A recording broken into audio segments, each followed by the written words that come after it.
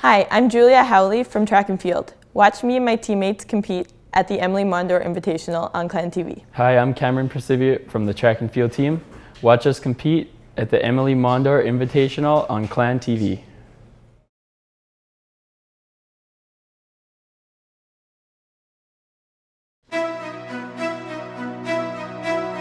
SFU! One team, 400 athletes strong. We sing not one, but 2 national anthems.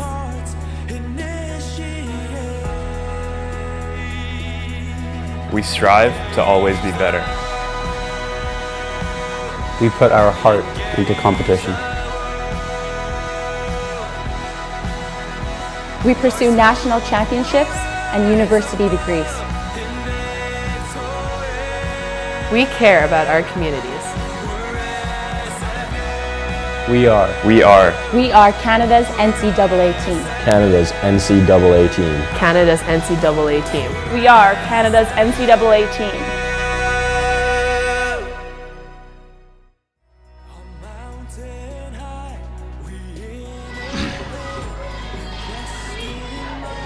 Good afternoon, everyone, and thank you for joining us here on Clan TV for the 2016 Emilie Mondor Invitational. I am your host, Luca Molinari. It is a beautiful day here at Terry Fox Field atop Burnaby Mountain on the Burnaby campus of Simon Fraser University. We'll be here today to catch all the action from the races and jumps of the athletes representing Canada's NCAA team. Earlier today, we had some of the field events portion down at Percy Perry Stadium in Coquitlam. We will get the results for you when those come in. Earlier, right before we went live, we had the men's and women's 4x100 relays, which we will get to you momentarily.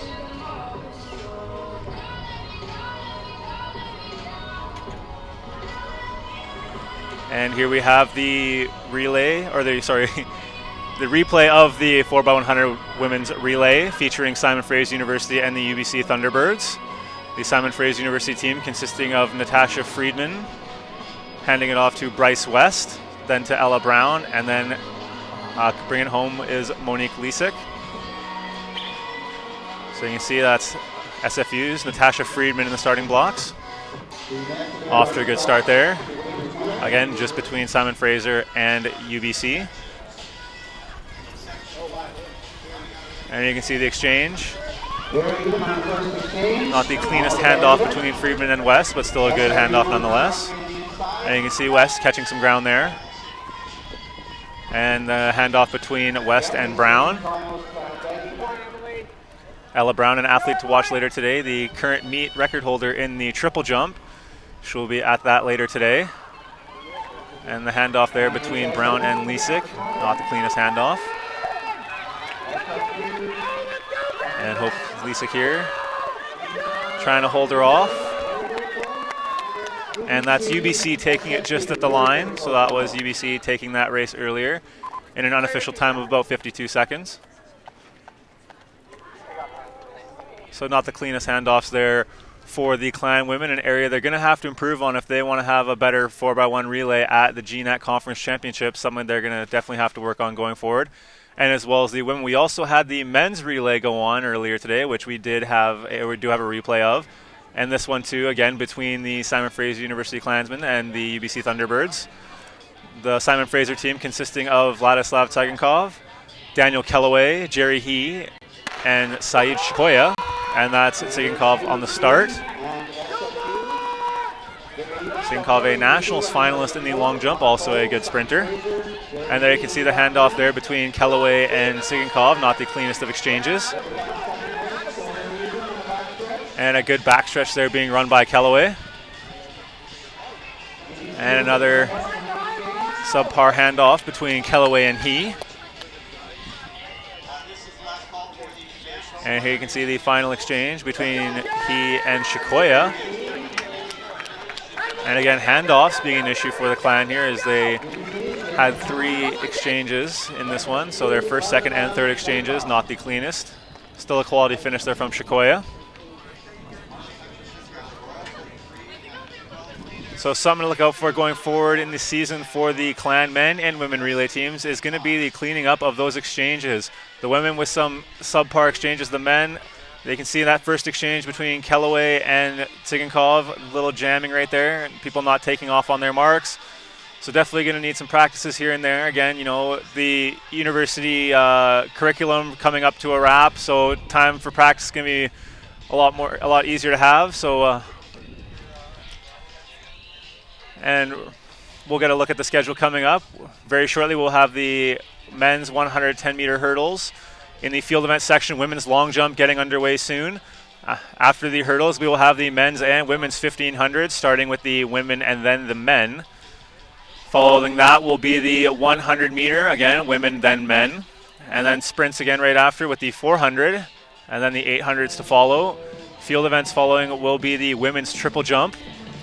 And then we'll have the 200s, followed by the 400-meter hurdles, and then wrapping it up with the men's long jump portion. And that's at about 3:15. So things to look out for in those sections. Some SFU athletes noteworthy of competing. In the men's 110 hurdles, we will have Daniel Voloshin, women's long jump. We will have GNAC finalists, Natasha Lezecki and Monique Lisik jumping. In the 1500s, plenty of SFU athletes in those. Key events for the SFU athletes. Sprints, not too many SFU athletes in there, but we still will have some in there. 400 hurdles, we will see, again, more SFU athletes.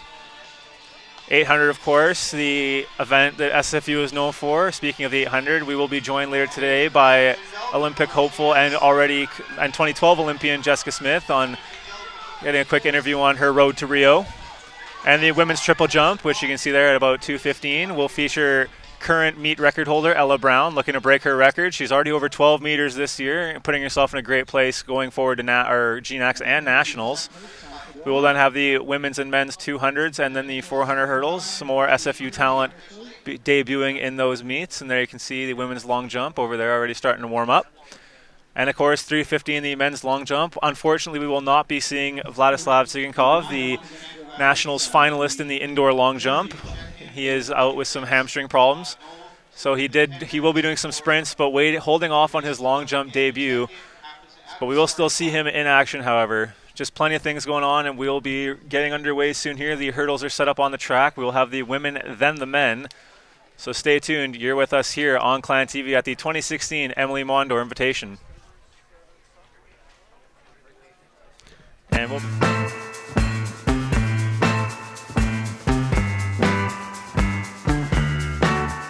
At any given moment at the keg, something special is happening. When I first came to SFU, I thought I knew exactly what I wanted. When I got into my second semester, I suddenly wasn't so sure what I wanted to do anymore. So I started to explore a little bit. Archaeology, communications, history, even kinesiology. And then I decided to go on exchange to France for a year. I was an orientation leader for a year, became a community advisor in residence, helped start a choir. I even took a rowing course. After SFU, I have lots of possibilities of what I could do, but whatever I do, I know I'll be ready for it. Hello everyone, and welcome back to the 2016 Emilie Mondor Invitational here on the Simon Fraser University campus. Again, I'm your host, Luca Molinari. While we have a lull in the action here on the track, just a quick look at the upcoming meets for the Clan athletes. After this, they'll be heading for the California road trip, which includes the Mount Sac Relays, the Azusa Pacific Invitational, and the Long Beach State Invitational. Some key meets for the Clan here, especially with this meet being important. The Clan so far have only had about 2 or 3 meets to get opening marks, and of course, trying to get that travel roster down to Mount Sac. And of course, the beautiful California weather, nice sunshine, which we do have some here today, so some good foreshadowing for those meets down in California. And of course, Cali, some good competition down there, so it'll be definitely a good chance for the Clan. Following that will be the Oregon State Invitational on April 29th and 30th, and as well the Ralph Vernacular down at Western Washington on April 30th, and the Mount Hood Track and Field Festival on April 30th, and the Peyton Jordan Invitational on May 1st. Peyton Jordan being at Stanford, so a lot of meets going on that weekend. So we're going to be able to finding which meets to send which athletes. Some meets favoring certain events. For example, the Ralph Vernacular, that's where the throwers will end up. The Peyton Jordan Invitational, a renowned distance meet. So the distance runners will be sent down to the Peyton Jordan. And we do have the GNAC Championships, May 13th and 14th. Those will be taking place at Western Oregon University. And the NCAA Division II Championships taking place May 26th and 28th. And an interesting note for the clan, qualified the highest number of individuals for nationals this year for indoors, sending a fair share of athletes down to the nationals.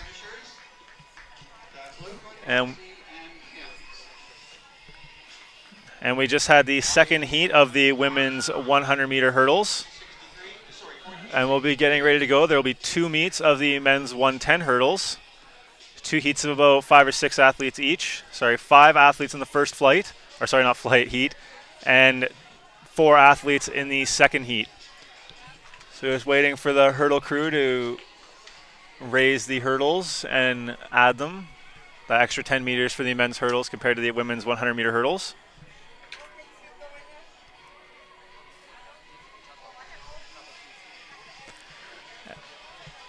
And that second heat of women's included Motzi from British UBC, Gilbert running unattached, Johnston from Vancouver Olympic Club.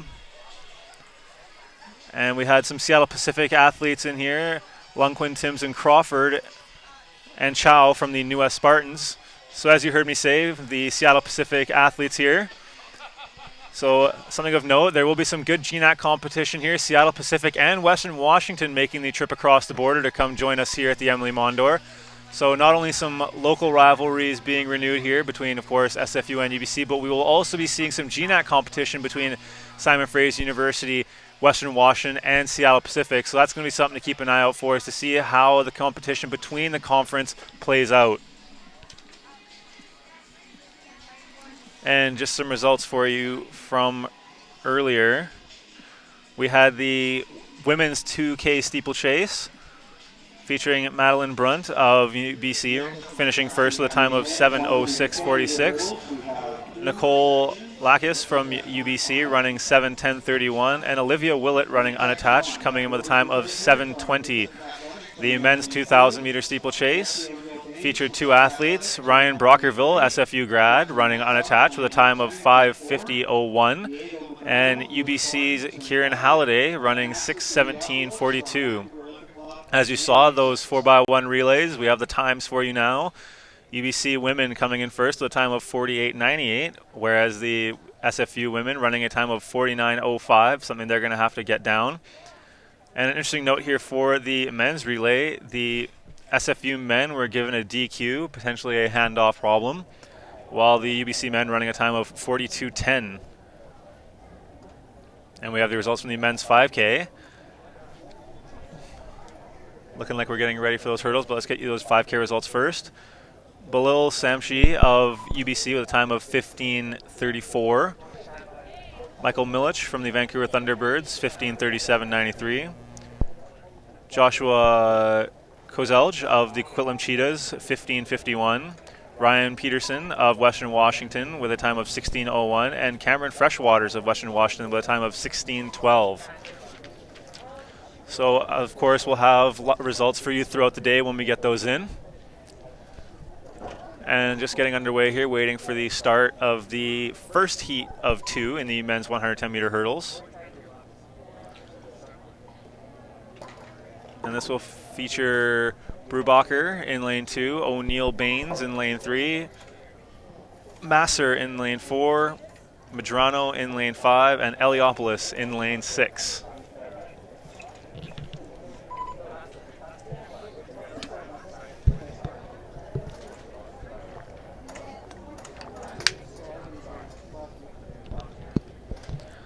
As hopefully you can see on your screen, the hurdle crews just out here raising the hurdles, having to make the adjustments on the hurdles, raising them from the women's height to the men's height.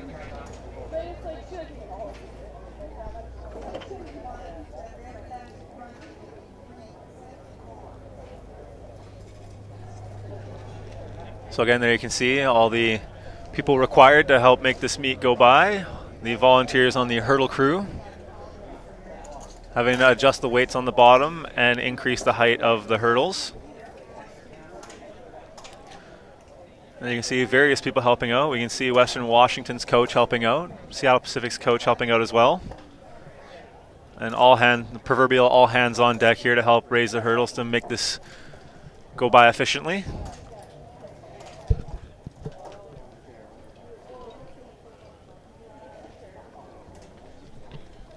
And there you can see the competitors warming up there at the back.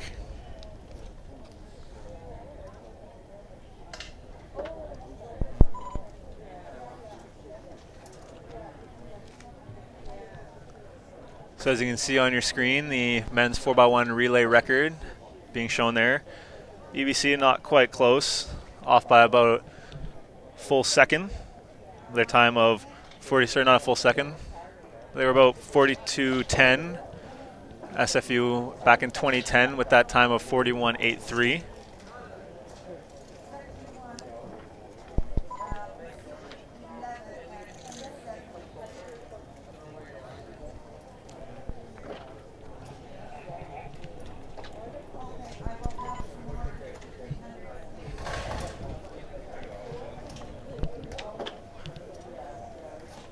Again, just getting all the hurdles sorted out. And we'll be right back in action with the men's 110 hurdles.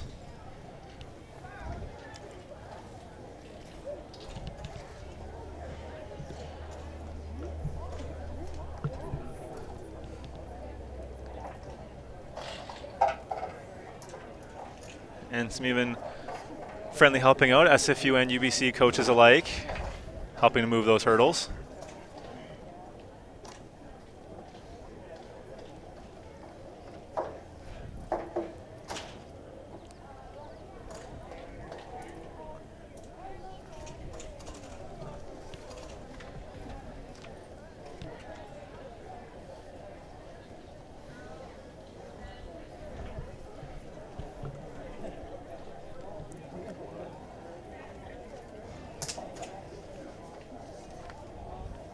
And again, the first heat of the men's 110 hurdles. Brubacher in lane 2, O'Neill Baines in lane 3, Masser in lane 4, Medrano in lane 5, and Eliopoulos in lane 6. That will be heat 1. Heat 2 featuring Simon Fraser athlete Daniel Voloshin in lane 2, Pavel in lane 3, Stefanovic in lane 4, and Harris in lane 5. And that again is heat 2 of 2 of the men's 110 hurdles, which will be underway after we get through heat 1, which again will get underway as soon as the hurdle crew have finished making the adjustments for the hurdles.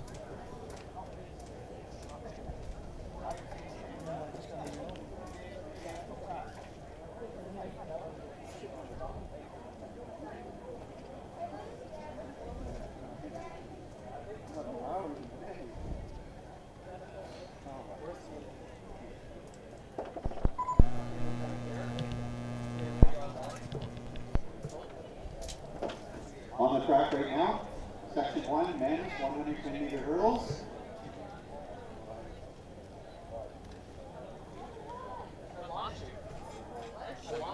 And the hurdle crews are disbanding, and it's looking like we are getting underway for the men's 110 hurdles.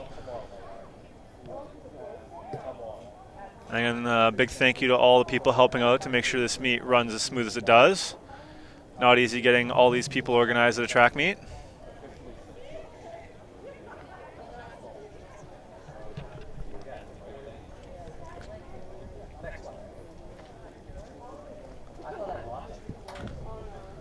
So it sounds like we're getting underway for heat 1 again. Brubacher lane 2, O'Neill Baines in lane 3, Masser in 4, Medrano in 5, and Eliopoulos in 6, and they are underway. We have Jesse O'Neill Baines lane 3, Justin Massar lane 4. And that's Massar in lane 4 looking to be taking this one out. And it is Jesse O'Neill Baines, Pacific Athletics. And that's O'Neill Baines in lane 3 from Pacific Athletics, taking that heat.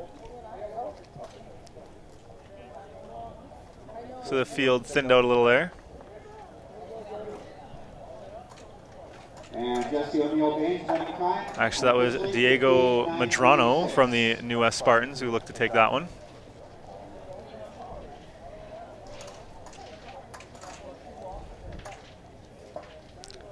And that was a high school section because now more crews out to raise the hurdles. Those ever so challenging 42-inch sprint hurdles for the university men. Big difference from high school to universities. Those hurdles coming up about 4 inches.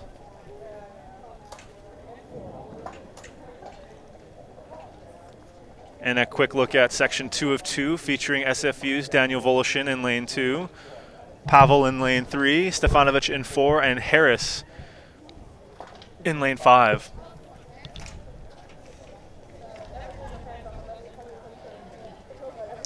And while we wait, we'll get to the results from the women's 100-meter hurdles. Section 1 featured Hannah Tyndall of the Coquitlam Cheetahs taking that first section. SFU's Kai Fedor coming second in that section with a time of 16:04. Marley Hutchinson of the Valley Royals coming third in that section, and Lauren Vanny of Royal City Track coming in fourth in that heat. Section 2 was taken by Seattle Pacific's Malia Luquin with a time of 14:53. UBC's Tanya Motzi finishing with a time of 14:97. Seattle Pacific going 1-2 after that in the 3-4 spots, Jalen Timms and Jade Crawford with times of 15:58 and 16 respectively. SFU redshirt Tyra Gilbert coming in with a time of 16:11, capped off by Hannah Johnston of Vancouver Olympic Club and Cheryl Chow of the New West Spartans running 16:40 and 18:36 respectively. And those again are your results for the women's 100-meter hurdles. So in the overall section, the overall 1, 2, 3, Malia Luquin of Seattle Pacific, Tanya Motzi of UBC, and Hannah Tyndall of the Coquitlam Cheetahs are your 1, 2, 3 for the women's 100-meter hurdles. And the last of the hurdle crew here, looking to make the adjustments. The track is slowly clearing as we get ready for the men's section of the 100 hurdles. And this section featuring the university athletes.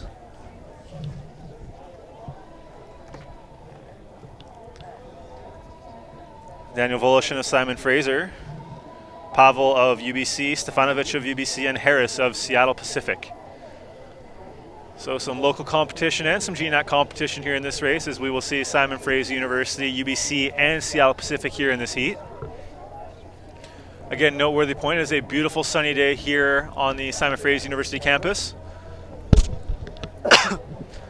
This meet in recent years has been plagued by rain and poor weather. So nice to get some sunshine here in early April. Weather setting up athletes for some good results here today. And there you can see in lane 2 is SFU's Daniel Voloshin.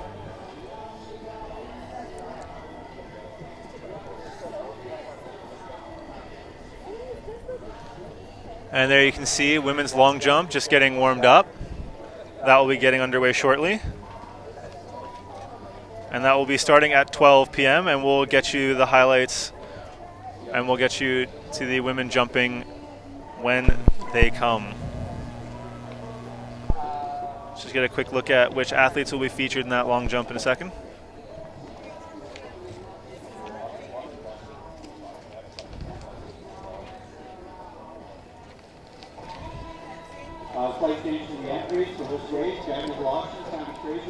Women's long jump featuring a field of 22 athletes, Lisick from Simon Fraser being one of them. So the SFU athletes there will be Monique Lisick, Kai Fedor, Natasha Lazecki, Mackenzie Stewart, and Amy Petz. So a handful of SFU athletes in that women's long jump taking place at 12 o'clock. One thing to keep an eye out for that women's long jump, a field of 22 is quite a lot, so we'll see if they decide to split it into 2 flights of 11. And we'll get that to you when we know more. And again, worthwhile noting, Lisick and Lazecki, GNAC finalists in the indoor season in the long jump.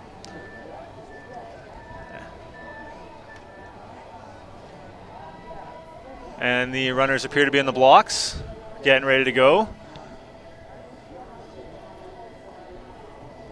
Looks like a larger field than on the heat sheets.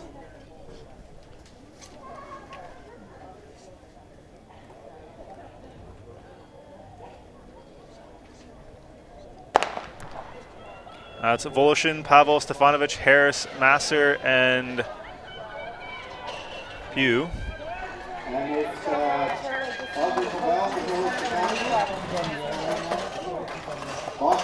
And that looks like Pavel of UBC taking that heat. And we'll get you the official results sooner or later. Again, those coming to us as they appear officially. And there you can see the unofficial times being provided. So again, that looked like Pavel of UBC taking that heat.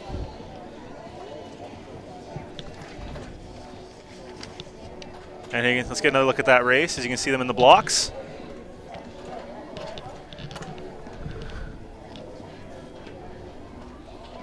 And out in the blocks. A good clean start. Everyone over that first hurdle. And you can see hurdles, not the easiest race. Not only do they have to sprint, they also have to clear those hurdles.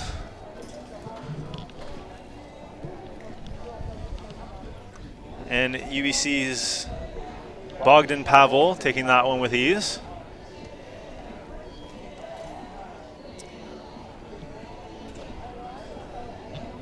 And I can see the hurdle crews clearing the track, getting ready for the women's 100 meters, followed by the men's 100 meters. There will be 4 sections of the women's 100 meter dash. Another interesting note about this meet does contain athletes from university and high school. The high school athletes, however, representing their clubs.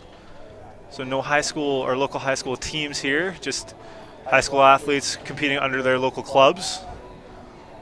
Various clubs here, as you'll see throughout the day.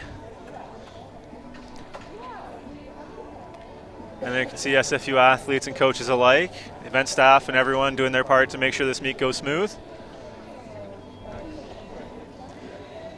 And here you can see the long jump pit. We have some more volunteers. They're raking the pits to make sure that basically in the long jump, when they land, the mark in which they take for the measurement is the furthest or the closest point to the board. So obviously if the pit is all divoted and whatnot, it does not give a clear representation of the jump. So after each jump, they do have to rake the pit and flatten it back out. So long jump, a very rigorous field event for those participating. I myself have actually done long jump crew and had to rake after each jump. It is a long process. And of course the BC Athletics officials there, seen in the white shirt and the bucket hat. They're out here volunteering too. So again, a big tip of the cap to all the people helping out to make sure this meet runs smoothly.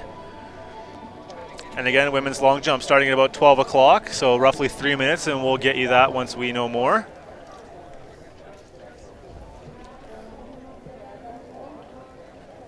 So again, women's long jump starting in roughly 3 minutes. 4 or 5 SFU women in that section. Memory serves me correct. We have Lisik, Lazecki, Stewart, Fedor, and Petz. So lots of SFU talent in that long jump section.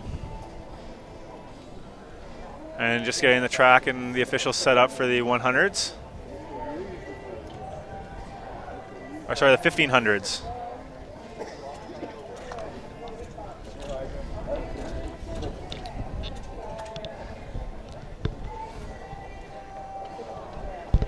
And there you can see the standing women's long jump record set by SFU alumni and Olympian Ruki Abdullahi back in 2014 under her club Valley Royals.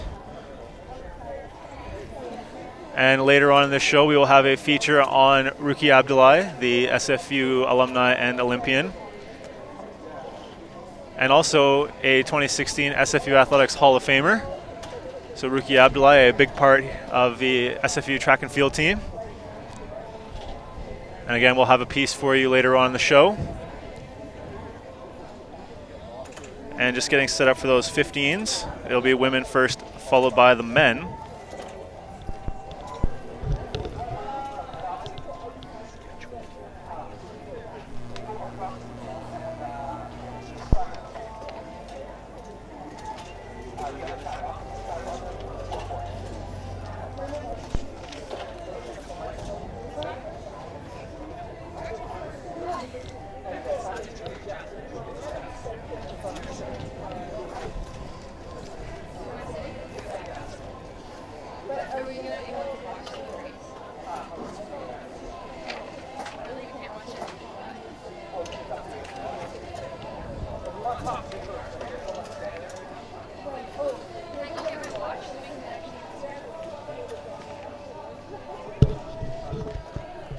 So again, just waiting to get underway with those 1500s.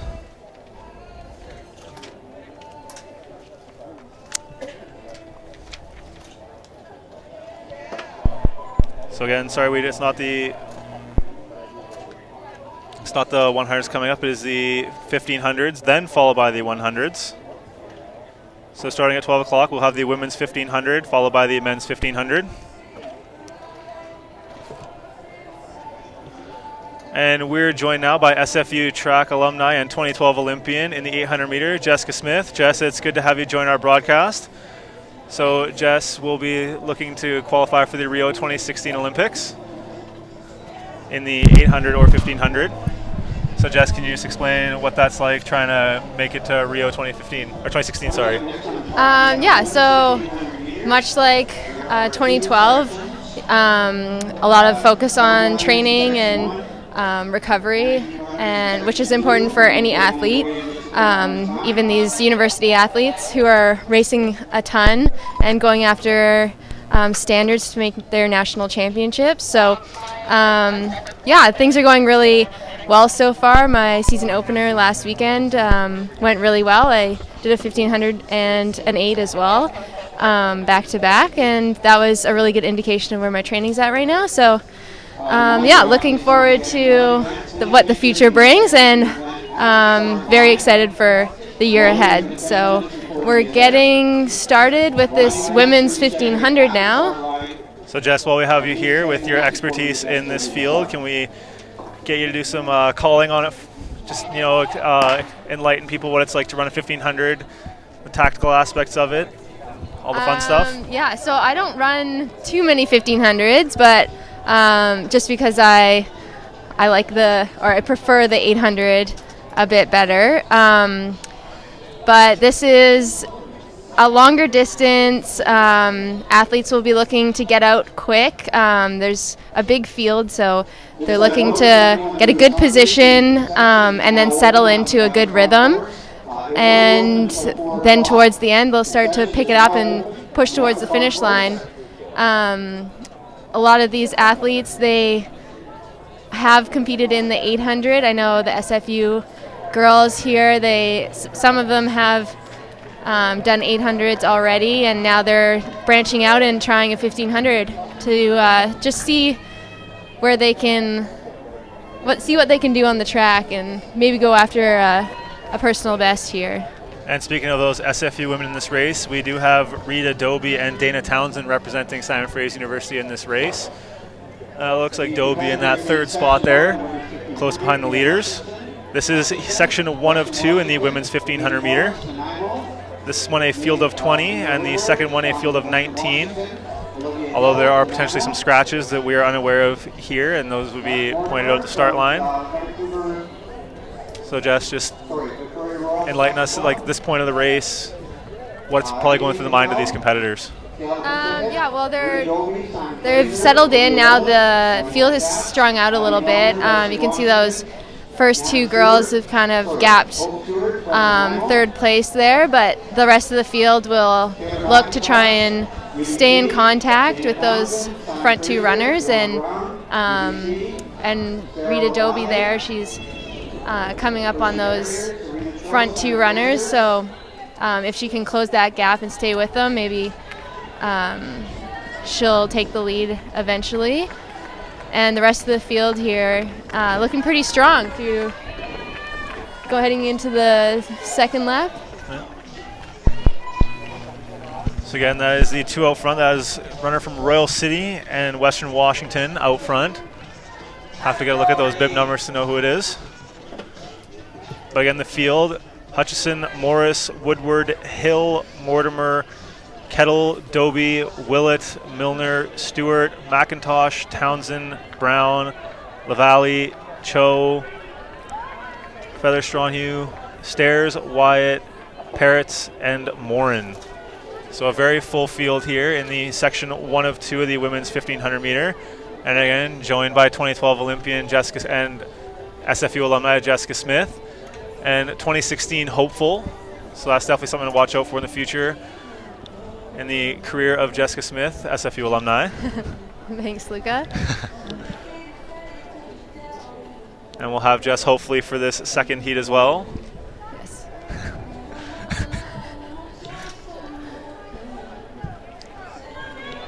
So Jess, can you explain to us what it's like having the experience of being at the Olympics in 2012, prepping you mentally for 2016?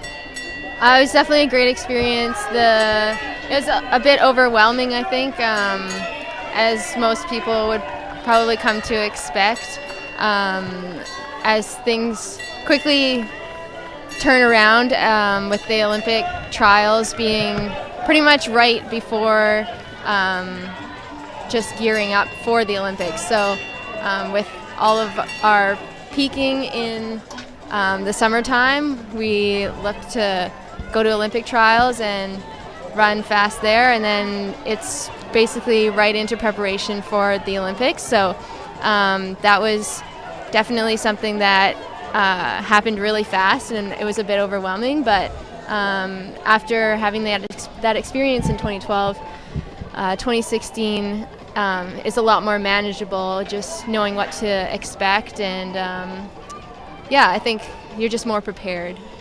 So you're saying that knowing how it was previously with that quick turnaround from the Olympic trials to the Olympics, you're now in a better position this year? Yeah, definitely. There's just a little bit more preparedness, and I think I'm able to relax and enjoy the process a bit more compared to the 2012 Olympics, for sure. So there's some insight, and here we are. With the finish. And SFU's Dana Townsend with a good kick there. Yes, she finished very strong there. So can you explain what it's like at that last little bit, to have that last little bit where you kind of empty the tank? Yeah, the 1500 is a bit different than the 800. Like I said, I don't run too many 1500s unless I really have to. Let's put it that way, because it's a few more laps than what I would prefer. But so the pain is a bit different than running an 800, but definitely you're looking over that last 200 to just put everything onto the track and not leave any regrets. So yeah, strong finish by Dana Townsend there, just coming on to the field in the last few meters. And there you can see Dana Townsend being congratulated by sprint coach Tom Dixon, as well as head coach Britt Townsend, getting her respective atta girls from her teammates. So a good community support from the rest of the clan team here. And again, just another quick look over at the long jump. Is the long jump ever an event you consider, Jess? You know, I actually did do triple jump and long jump when I was in elementary school, and I think when you're young, you like to test the waters, and you should do a lot of different events and just, you know, find out what you're successful at. And it could be, you know, an event that you didn't expect at all. When I was younger, I could not have expected that I would choose the 800 as my primary event, but that's just what it ended up being. So I'm really glad that when I was younger, I had the opportunity to try all those events. So, and just like when you get older and you're still involved in track, it's nice. Like I said earlier, there's some 800 meter girls, and they're trying out the 1500 right now just to switch it up, and, you know, mentally, instead of, you know, keep doing 800s all the time or 400s, it's nice to just get in a different race and see what you can handle in a 1500. So I think heat number 2 is lining up. We have a lot of girls in this one as well. I think it's going to be a faster heat in section number 2. And from Simon Fraser, we'll have Rebecca Bassett, Julia Howley, Miriam Bassett, and Sophie Dodd. So some SFU talent here in this race. We have a field of 19. Berger, Petras, Decker, Heisterman, Hawthorne, Massaw, Lee, Bassett, Howley, and Bassett. So again, the Bassett sisters from Simon Fraser, Rebecca and Miriam. Charlson, McDonald, Fan, Kilmartin, Dodd. So that's Sophie Dodd from Simon Fraser. Calvert, Simmons, Grant, Au, and Rollins. So again, we do have a fair amount of competition here between SFU and UBC. And also Seattle Pacific. So again, GNAC competition as well as the local competition. And the record in this event, 4:29. Rhiannon Evans of the Vancouver Thunderbirds setting that one back in 2015. So only last year's Mondor, a record broken. Unfortunately, I just have last names for the competitors. And point of note, we saw earlier Dana Townsend running in that 15. Her sister Addie, who is the GNAC champion in the 800, will be running in the 800 later today. And currently we are working on getting Dana to come join us on air. Probably off on a little cool down lap right now. And then we'll see if we can get a quick interview. And there you can see this race out to a strong start. The one thing about the sections, the second section usually featuring the faster athletes. That way athletes can be matched respective to their skill level. And speaking of high skill levels, we have Simon Fraser's Rebecca Bassett right up front there with Seattle Pacific athlete. And also in that pack is Julia Howley, Miriam Bassett, and Sophie Dodd. So a tight grouping right now. Obviously, as you saw in the previous section, it will kind of, in the words of Olympian Jessica Smith, there will be a gap formed when she talked about the gap created by the leaders of the first section.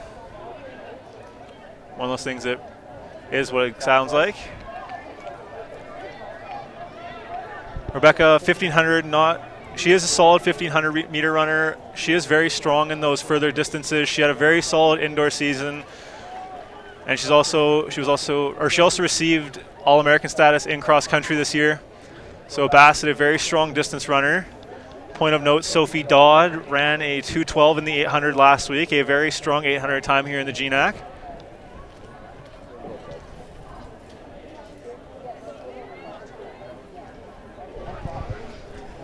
And again, still joined by Jessica Smith. I'm back again. Yeah. Showing off that speed to try and chase someone down and then come back to us. Exactly. So can you just explain to us the thought process that Rebecca's going to be having to go through here with 2 laps to go in 1500? This is awesome. It's always great. She's got someone to chase. It's not someone from our school or from SFU, so it's perfect. She's going to go after a personal best, hopefully here. And we've got the rest of the field who've got lots of people to run with and try and chase down those leaders. So yeah, we've got Rebecca, who's in 3rd place right now. She was an NCAA All-American cross country. She had the highest placing, 24th. She went to nationals as an individual, so that was awesome for her. And then she was an all-region athlete who had those honors. She went to NCAA nationals for the distance medley relay and for the 3,000 meters.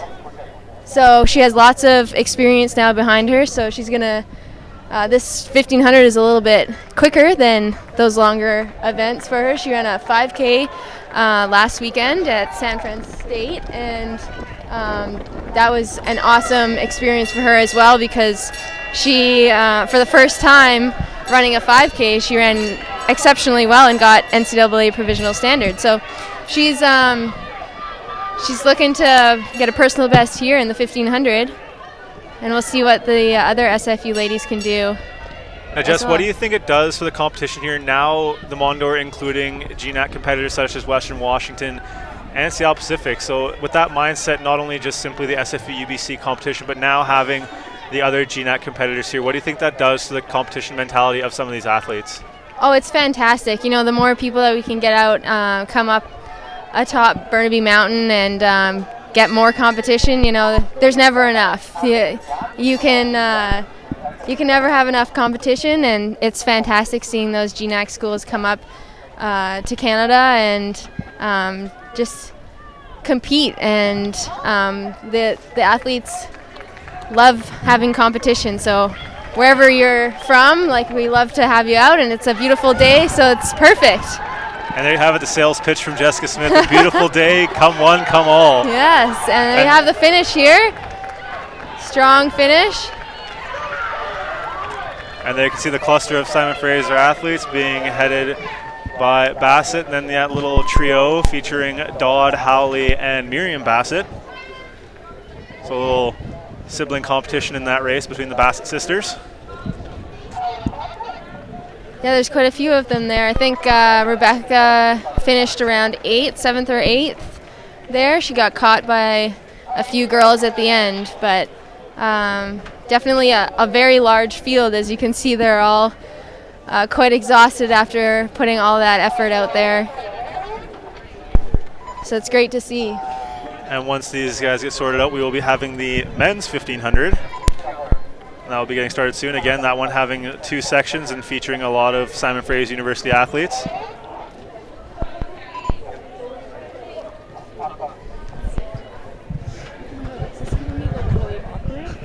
Guys. And I'm being joined now by Simon Fraser University's Dana Townsend. Dana, can you just walk us through your mindset of running that 1500 in first section? Honestly, when I was warming up, I did not think it was going to go as well as it did. I am usually used to running 3K steeple, so this is like half the distance. But we've been doing a lot of training with speed and stuff, so I felt, I guess, decently confident. Yeah, I kind of went out hoping to stay with someone instead of running alone. And that was my focus for most of the race. And then when I thought I could pick it up, I just decided to pick it up. There you go, deciding to pick it up. Yeah. What happened to your teammate there, Rita, in that race? I think she's been having a lot of, I think she's back there.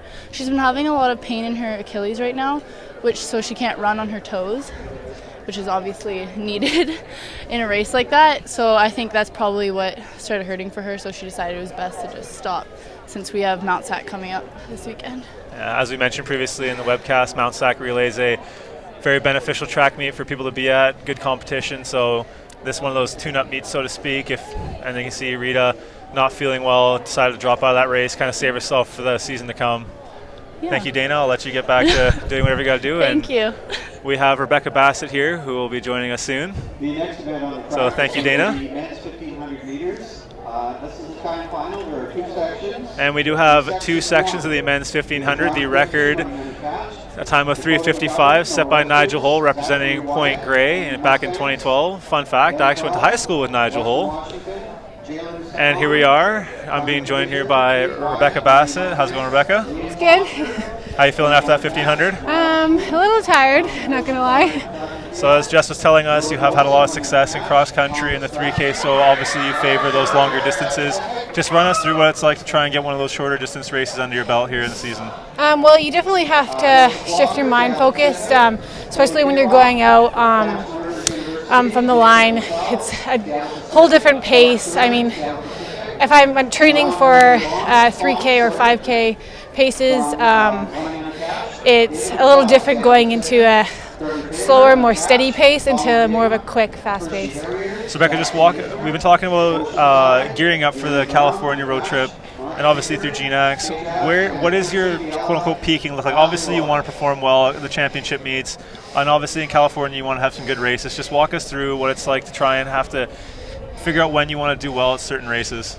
Yeah, well, definitely when you know that a certain meet is going to have that right competition for you and that right experience for you to go fast and have a good race, you have to definitely pick which meets you kind of train through, pick which meets that you taper more for, so you can perform better. And obviously to get to nationals, you want to run a fast time beforehand.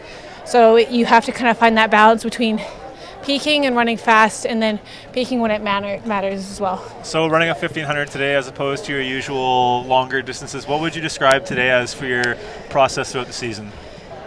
I would say this is a stepping stone for sure, and I think I have a lot more in me. This is my second 15 of the season. I've been going since cross country, and I think that I can find that balance to keep trying to find that next goal or next level. All right, thank you, Rebecca. We're going to let you go as we get underway with these men's 1500s. Congratulations on your 1500, and good luck to you through the rest of the season. Thank you.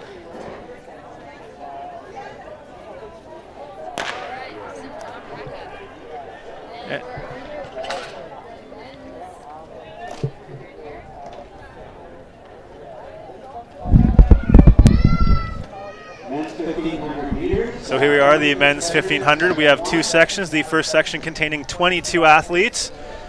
Only one Simon Fraser athlete. We'll see if we can spot Jalen Secon in this race. Fastest seed time here in this heat is 4:07. John Christian running unattached. Again, time of 4:07. And again, the lone Simon Fraser athlete in this heat is Jalen Secon. So an eye out for Jalen as this race goes on. And there you can see Jalen about mid-pack. And again, SFU in the white and red singlets. Yes, it's a very large heat here. Lots of entries this year, probably due to the weather and how great it's been here in BC lately. So let's see if that pack can string out a bit. They've got lots of guys around the same seed time, so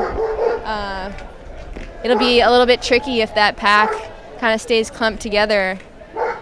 So speaking of trickiness in packs, would you say that 22 is a large number of 1500? Like, what would ideally be like a happy medium for a 1500 heat? Like too many, too few, like that just right number roughly? Yeah, I think typically around 12 to 15 is the usual. With this meet, we just had a lot of, entries and trying to squish the meet into just not making it too long of a day for everyone here. But yeah, I think 12 to 15 is probably the usual entry list. And sorry to cut you off, Jess. And also, as we mentioned previously, the women's long jump section, which has been underway for the last 20 minutes, featuring 22 athletes in a field event. Definitely a lot there, especially with the idle time of field events, having to jump, then wait for 19 or 20 other competitors before you get your second chance. So I was really curious to see if they would break it off into two flights, but obviously, again, as Jessica just stated, having to try and make the meet fit in a lot of time. You get what you get for the most part, for the most time in track meets, obviously. Hopefully everything goes well, and we'll see how this goes as the day progresses. Yeah, I think, a local meet, people come to expect, there's going to be a bit larger fields, especially, early on. There's a lot of high school athletes here in addition to the universities. So we have high school athletes who are, just getting their seasons underway in their build-up to the provincial championships and eventually, national championships. So there's quite a few high school athletes in this race in particular. We have the faster section of the men's 1500 in the following section after this. So they're heading into their final lap here. Looked like a bit of jostling as they went by the bell. So looks like maybe we have someone who's heading out to the front right there. And that looks to be a Western Washington athlete just taking that one out. And that is SFU's Secon working his way through the pack. He's kind of about the back half of that front pack. He looks like he's on good pace to try and make a good last-ditch effort here in that final 200. As Jessica talked about, when you see that final 200, it's called the kick. It's that time to speed up and try and make a last-ditch effort to the finish. So we'll see if Jalen can increase his position here coming in on that final 200 of this 1500 in Section 1. And it appears Western Washington athlete will be taking a clear victory here in Heat 1. Yeah, he's extended his gap on the field a little bit here.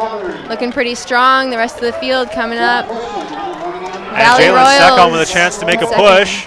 And he seems to edge out that group of three to take fourth in that section. So good finish there from Jalen Secon.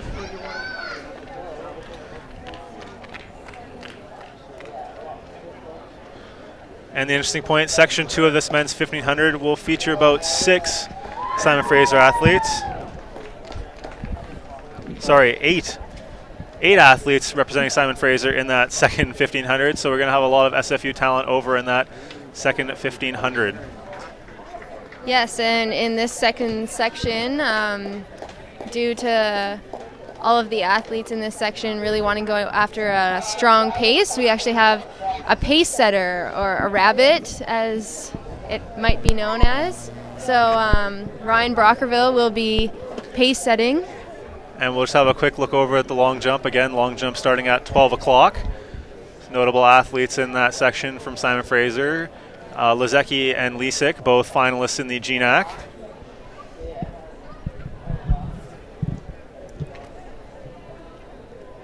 And that looks like Simon Fraser multi-eventer Kai Fedor fouling on that jump.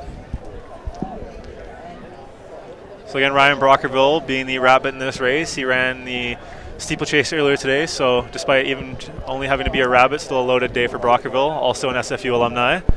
Team captain my freshman year. Yeah, so he'll be looking to string that field out early and set a good pace. I believe he's going through 800 meters in 2 minutes, so we'll see how the field holds on to that and whether he can hit that time. And that should string the field out a little bit, you know, not make it so clumped up at the start, and pull some people through to some personal bests here. So, Jess, you were just talking about a rabbit. Could you please explain what the job of a rabbit is? Right. So there's a little bit of controversy about pace setters because you know, it kind of takes away from just athletes going out and competing with those other competitors in the race. It's someone who, you know, goes out, has a designated time to hit through a certain distance, and then they drop out. So, you know, in this particular race, we have athletes who requested a pacer. They want to make sure that the field goes through in a strong time so that they are more likely to hit personal bests or standards. So basically you're saying with rabbits is they're designed so the race doesn't go out slow, and it's just people jockeying for position instead of people actually taking out times. Right. It kind of removes a little bit of the more the tactical side of the race, and instead people are more focused on chasing the rabbit, as it's called, and more concerned about racing the clock. So this is something you'd see in more of a tune-up meet, trying to get times, as opposed to a championship meet where the tactical would be a part of it. Yes, that's right. Yeah. So again, section 2 of 2 getting ready to start, and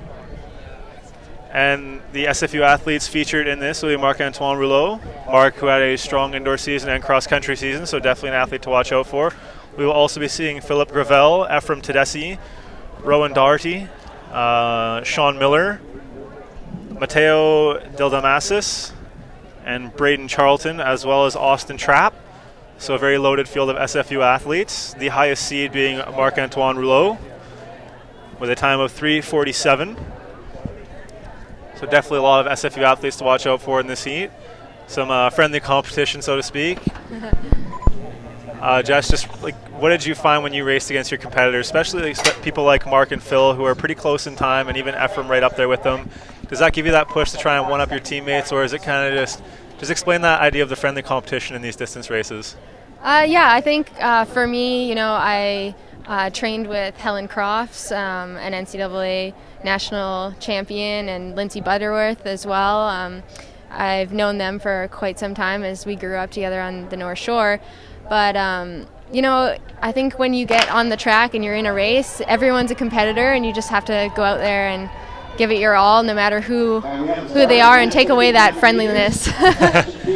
And there you can see that is in the white singlet. That is Ryan Brockerville, the rabbit. So you can see, checking his watch, making sure his job is to take it out at a quick pace. And right on his tail, no pun intended, is Marc-Antoine Rouleau. So again, the athletes in this heat will be Rouleau, Crobit, Gravel, Tedeschi, Gay, Trummer, Doherty, Miller, Smith, Didomiasis, Wadwani, Gies, Wong, Charlton, Hooten, Trapp, Elder, Barley, Fan, Halliday, Spickerhoff, and Durant. So again, just something worth noting, we do have 2 SFU red shirts running in this race, Brendan Wong and Lorenzo Smith. Yeah, so you can definitely see the difference between this this second heat. The field really strung out almost immediately, right through that first turn, and we have a couple athletes who are right on the heels of that rabbit. And that is SFU's Marc-Antoine Rouleau. Rouleau, again, a very strong indoor season, making it to nationals in the DMR, the distance medley relay. Yeah, they just missed out on All-American. They came 9th, and it was less than a second difference between them and 8th place. So, but Mark already ran last weekend, and he's got provisional standard for that NCAA national championship. So he's looking to have a strong race here and improve on that time.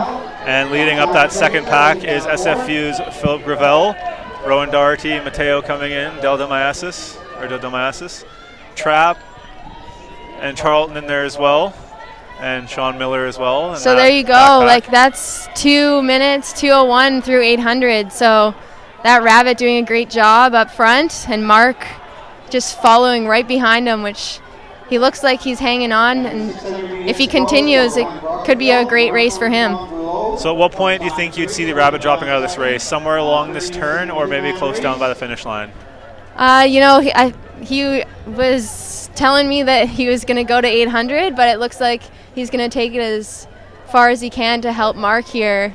So usually if the field starts passing you, you don't want to hinder the field, so you want to get out of their way as soon as possible. But looks like Mark's still right on his tail, so and he's stepping off right now. So that was a great job by Ryan to take him that extra mileage just to have someone to run with and run behind. And there you can see freshman Rowan Doherty really making a push here in that 3rd spot.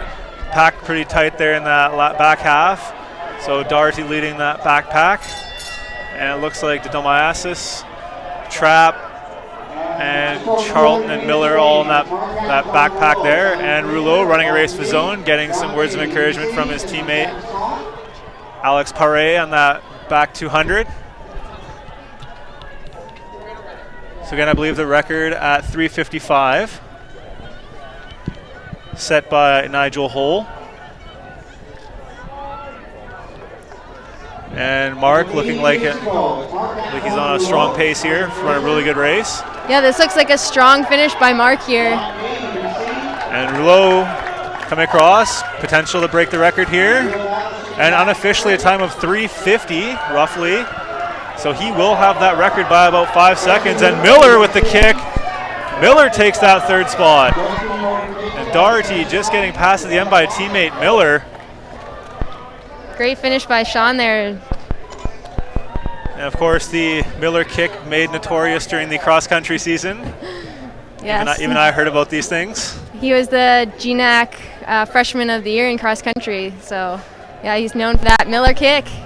So already some strong freshman talent here recruited for Simon Fraser, Sean Miller, and of course Rowan Doherty, both at the front end of that backpack. And of course, hopefully we can get a word with Mark as he ran a phenomenal race and unofficially a new record.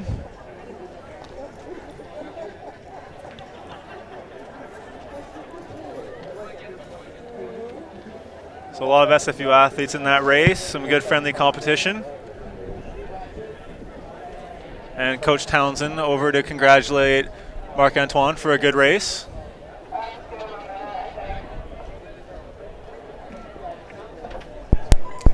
So there he is, Marc-Antoine Rouleau, the winner of the 1500 with an unofficial time of about 3:50. Marc-Antoine Rouleau's time, unofficially from Simon Fraser, 3:50.41. So the unofficial time, 3:50.41 for Marc-Antoine. So a new record by just under 5 seconds. Here to have broken the meet record, 3:55 by Nigel Holt from Point Grey. So that record standing back from 2012, set by Nigel Holt, UBC alumni. And a quick look over at the long jump while we wait for the next action on the track.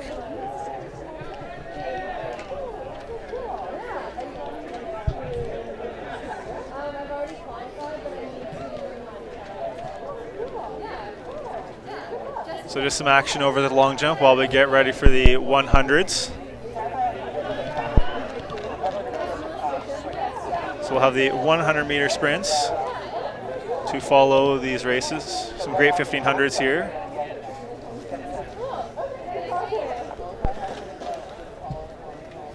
Next series of events on the track will be the women's 100 meters coming up in about. And the record in the women's 100, a mark of 12:14 set in 2014 by Coquitlam Cheetah's Raquel Chernagel.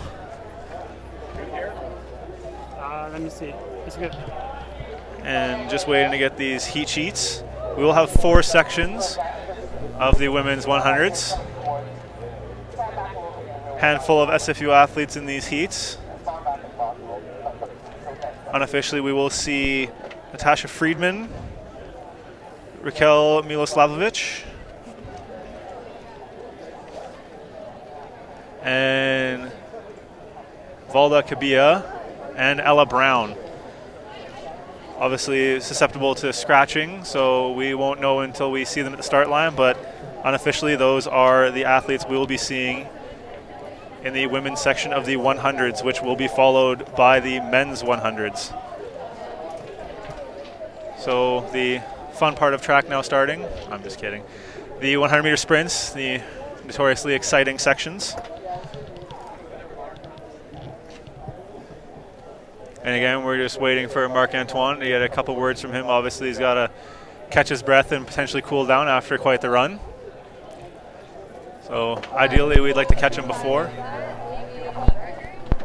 Unofficially, a meet record by about 4 or 5 seconds.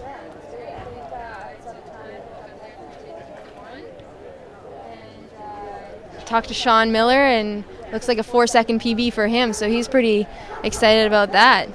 So some solid performances all around by the clan so far here today. Already we see a meet record. Last year we saw a handful of meet records. Today maybe some more get broken, especially with some returning athletes. Again, ones to watch out for. Marc-Antoine just breaking the record in the 1500. Cameron Privia, who has his own 800-meter record here. And same goes for Ella Brown in the triple jump. So again, athletes with opportunities to break their own records. So something we could be seeing today, and definitely something to look out for as the day continues. And of course, the weather is still being very wonderful and cooperative. Blue skies, no clouds in sight. And some very nice warm weather, something we're normally not used to seeing at this meet. Usually, I think we had snow here one year. Well, I know last year it was nice and chilly, and I'm pretty sure 2 years ago it was nice and rainy. So either way, we're very happy to have some wonderful sunshine here. Nice warm day. No wind, hopefully that stays like that. So this is heat 1 of the women's 100s. And this is 4 competitors, and looks like UBC is out front here. And that is Larissa Taddy of University of British Columbia. And just another look at that race coming up. And you see off to a strong start. Only 4 competitors in that first section. Now we'll see a Simon Fraser athlete in action. It will be Natasha Friedman in lane 4. Section 2, we'll see Reed, Voloshin, Friedman, Russell, Urban, and Jacobs. So some UBC and some SFU in this heat. So Jess, also being an alumni of Simon Fraser, what can you talk about in your years here, the rivalry between UBC, SFU, friendly, not friendly, however you want to describe it? I'd like to say it's a friendly rivalry. You know, the teams were over at UBC on the other side of Vancouver just not too long ago, a couple weeks ago, in their annual dual meet, and it brings the two teams together, you know, real camaraderie within the teams to try and beat each other. So yeah, it's I think it's a friendly rivalry, and it's been around for quite some time now. So it's great to see that those two universities are still continuing that dual meet, and yeah, it's just I think when you bring those two universities together, they always kind of want to beat each other, and the blue versus the red. So and obviously in a sport like track, it's very hard to have a bitter rivalry. You know, it's kind of individual events. It's not like football, basketball where there's potential for chippy play, whereas here it's usually pretty relaxed. And we're getting underway here for Heat 2, and there you can see Friedman, dead center of your screen in lane 4. Friedman, the starter for the 4x100 meter relay earlier today, so getting her second crack at the track. Hopefully not too drained from that earlier race. And there you can see the runners getting ready to step into the blocks. And again, that's Friedman representing Simon Fraser in lane 4. Friedman, a strong sprinter for Simon Fraser here in section 2. And the runners are in their blocks, just waiting for the officials now. And there they go, the gun goes off. Off to a strong start. And it's looking like Voloshin in lane 3. Yeah, UBC coming on strong there in the last. And that's Emily Russell of 30. UBC taking that heat.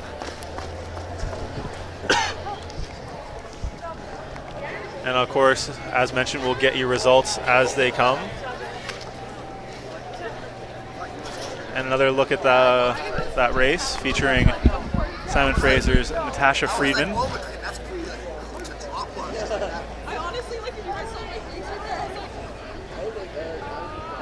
And you can see the call for set and the gun. So a good start there from the ladies across the board. No false starts, always a nice sign. And we do have the results of the women's 1500 meters. Addie Townsend clocking in a time of 4:58 in that first heat, coming third in that first heat.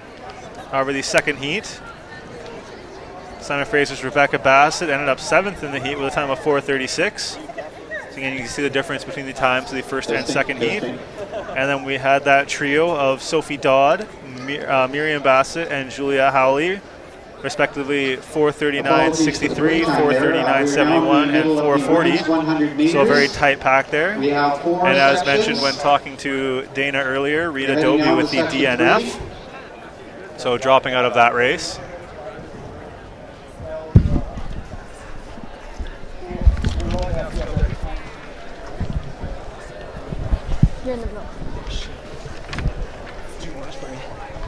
Could the people standing along the edge of the track please And we are now joined here by new record holder Marc-Antoine Rouleau. Marc, could you walk us through that race and how it feels to be a new record holder? Yeah, it was a pretty good race. I'm happy with it.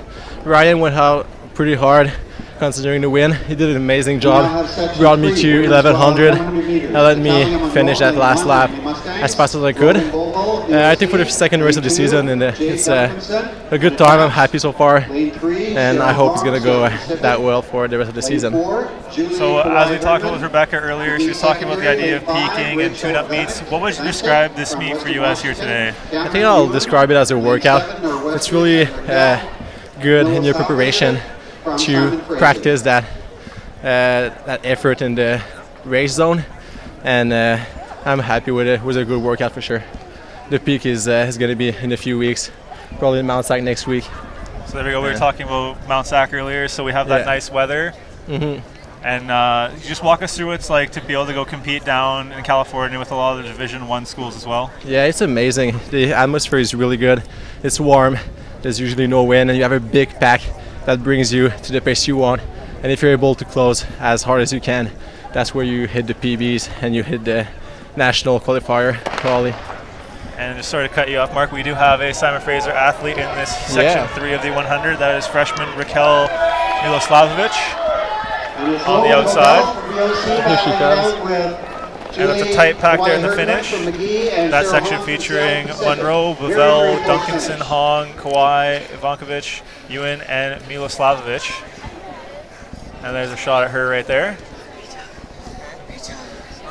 So Mark, how are you feeling for the rest of the day here? Any more events, or are you done for the day? No, I'm done for the day. I will cheer for my team for sure the rest of the day. So there we go, some good team camaraderie there. And people Oh, always talk yeah. about track being an individual sport. We have Marc-Antoine and Phil, the French connection there from Quebec. Yeah, we'll bring some good cheers and some good atmosphere for sure.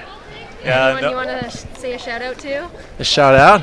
Oh wow, is there actually people looking at that? Yeah. Oh, what's up people? I know it's rough Saturday morning to look at that. I know a bunch of you are hangovers, but thanks for watching.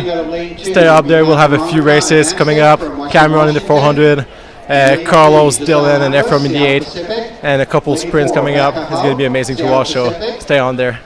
All right, thank you, Mark. We'll let Thank you very much, Mark. get Great to your race. teammates. Janelle Bell-Spence, Vancouver Thunderbirds. And just another look at that 100. Out again, there on the outside is freshman Raquel Miloslavovich.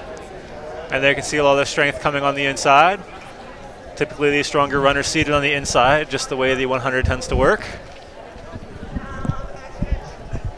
And being joined now by freshman Sean Miller. Sean, how did that end of that race feel? Jess and I were talking about your notoriety for your kicks as of late through the cross-country season, and now people getting to witness that here. How did that feel at the end of that race?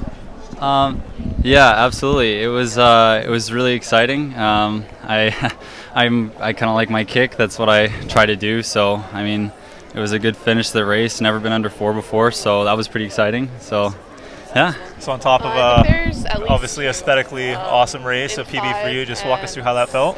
Yeah. So my start of the race was pretty terrible. I'm gonna be honest. I just got shot out the back pretty quickly. Need to work on that.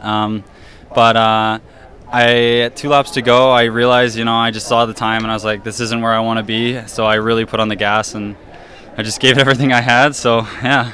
Now just talk us through what it's like to be in a heat where there's someone like Mark and Ryan, the rabbit's taking it out. What does that mean for someone who's not necessarily chasing that rabbit but still having to keep up with that pace? I think that's more sort of for to see as where I want to be in the future. It's it provides a goal for not necessarily my immediate future, but something long term. So yeah, so they kind of serve as role models, I suppose, or inspiration. Now, is the 1500 your primary event, or what are the goals for this season? Yeah, absolutely. I'm not a middle distance runner. I don't really enjoy it that much. 5K, but is my main thing. But I'm hoping to make a provisional standard for nationals by the end of the season. Not necessarily to go to nationals. I think that's a bit too much for me right now. But I think that'd be good if I made provisional standard in it. So, yeah, it's. Awesome. Well, thanks for joining us. Yeah, and it's great to get your insight. Yeah, thanks for having me. And here we have section 4 of the 100. And that one featuring Ivankovic, Ambus, Hoke, Kabia, Bell Spence, Brown, and Liu. However, neither SFU athletes actually in that heat. So the scheduled Valda Kabia and Ella Brown not in this section. Probably taking the day off. I know Valda has been experiencing some hamstring issues, so taking the time off. That's why she also was not in that relay, and here we are in that long jump. That's Thunderbird athlete there with a clear mark. Yes, some of those athletes not doing their main events just to kind of prepare with the upcoming meets. When you travel, you want to be ready to go and injury-free. So those athletes are just taking precautions to not strain themselves too much in this meet here today. So. And of course, staying healthy, a big issue with any part of the season. Some notable ones we've talked about earlier, of course, some national caliber athletes in Kabia and Sigankov, both dealing with hamstring issues. Actually, Valda not participating in races today due to a bad hamstring. As you saw earlier, Vlad running in the relay, he is not participating in the long jump, however, due to a bad hamstring. And we do have other injuries, which we will touch on throughout the day, but obviously staying healthy, a big part of the season. And following the women's 100, as you can see, we have the men's 100s getting ready to go. Following that, we will have the 4s.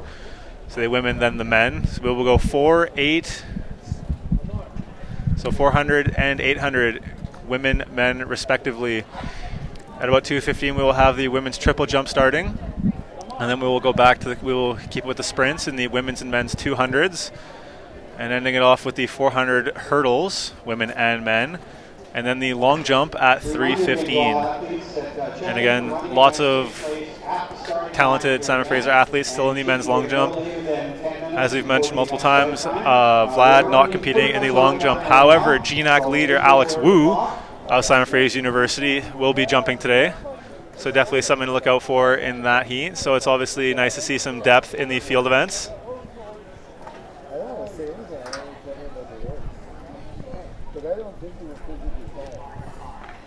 And we're joined now by Helen Crofts, who is standing by here. Did a workout earlier with...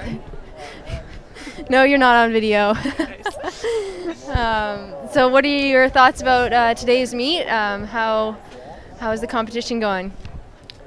There's been some really exciting performances, actually. I think the nice weather is really helping things along. 1500s just happened, and I know we had a couple PBs from the SFU crew and a new meet record, so that's always promising to see. It's still pretty early in the season. So here you can see this is section 1 of 4 in the men's 100s. And that looked like Pew on the outsides with a no time for the seed.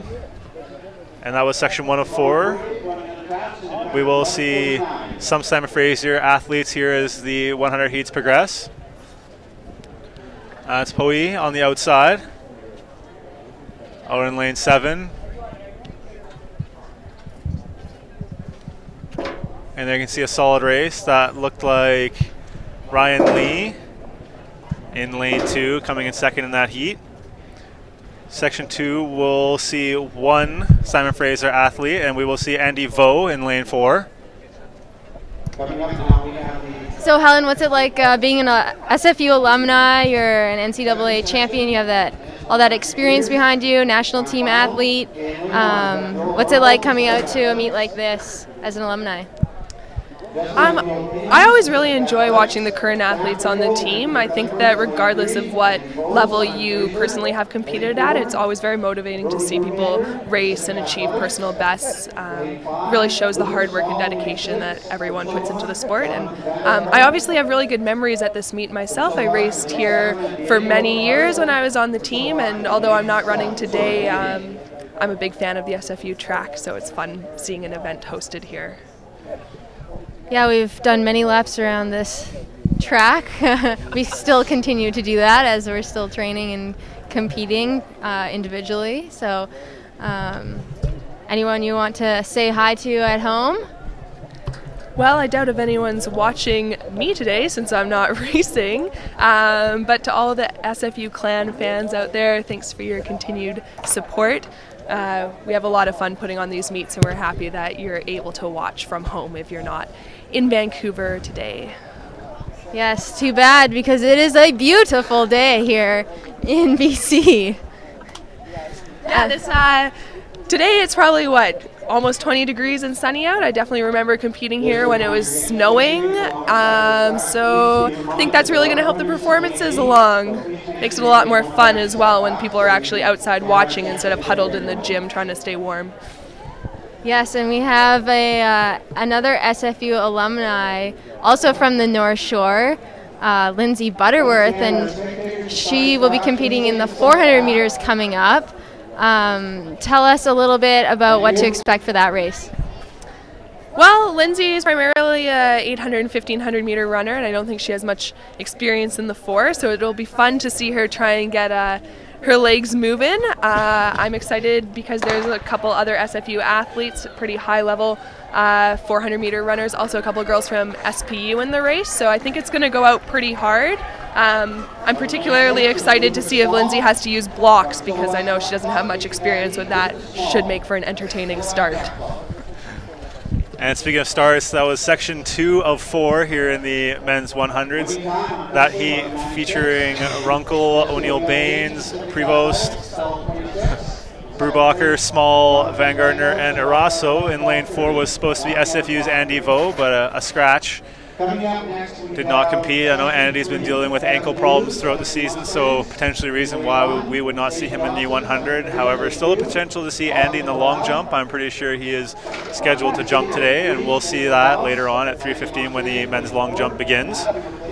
And we have section 3 going on right now. And they see the women's long jump still going underway. And again, a field of 22 over there. So a large field for the women in the long jump. Section 3 of the 100 will feature Zane Jobson of Simon Fraser. And he will be in lane 2, but he will also be competing with Hughes, Pavel, Los, McLean, Cantarella, Pinksy, and Simon Fraser's Alex Wu. So again, it'll be curious to see if we see Alex Wu here. Wu, again, the GNAC leader right now in the long jump. And there you can see Jobson in lane 2. So there's definitely some Simon Fraser talent to watch out for here in this heat. So again, Jobson in lane 2. Section 4 will feature a lot of SFU talent. We will have Saeed Shikoya, Vladislav Tsigankov, Daniel Kellaway, and Jerry He. So basically the men's 4x100 team all in the same heat. So lane 4 will be a fun one to watch. Basically the 4x1 team running individually.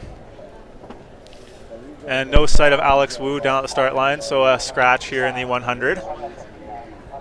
And again, the lone Klansman here in lane 2 is Zane Jobson.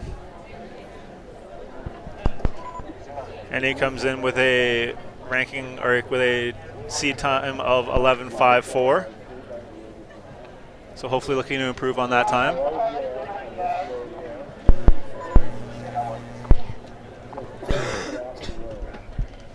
So a full field minus lane 8, which was supposed to be the Clan's Alex Wu, saving himself for the long jump today. Either that or dealing with a knee injury, which has been one of his downfalls throughout this year and last year. And they're just getting into the blocks now here, ready for the start. And we have one more heat after this one. And that last heat will feature 4 Simon Fraser University athletes. The 4x1 relay team simply running their own races. So maybe some friendly competition after that relay. And they're up in the blocks. And a strong start from Jobson. And that looks like UBC's Bogdan Pavel looking to take that one out. So that is Bogdan Pavel. And lane 1's Kevin Hughes. Also looked like lane 4's Kenzo Los. It's Bogdan Pavel, UBC, 11:36. So a very solid race in the 100. And Kevin Hughes from Langley in 3rd spot. And that one featuring Hughes, Jobson, Pavel, Los, McLean, Cantarella, Pinsky, and Wu. Or sorry, not Wu. And just another look back at the long jump while we get set for section 4 of the 100.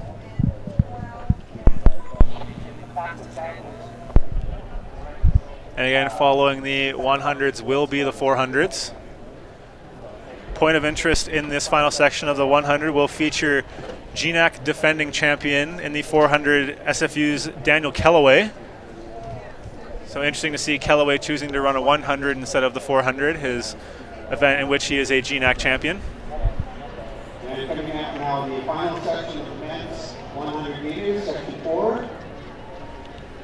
So just quickly checking to see which SFU athletes are still in this race. It is supposed to be Savage in lane 1, Shikoya in 2, Tsigankov in 3, Abosi in 4, Avila in 5, Ma in 6, Kellaway in 7, and He in 8. Lane 6, Nathan Ma, Ruby Striders. Lane 7, Daniel Kellaway, Simon Fraser. And lane 8, Jerry B, Simon Fraser. So again, a lot of SFU athletes in this heat. It is looking like Shikoya and Tsigankov are on this heat. Kellaway and He. So all of them are there. The record being 10:80, set by SFU's Adam Newton back in 2010. Big smile there from Jess at the mention of Newton. Shout out to Adam Newton, who's back in Ontario now, but was a athlete here running 400s and a manager once he was done his collegiate seasons. Definitely, he was a manager when I started on this team, so again, shout out to Newton.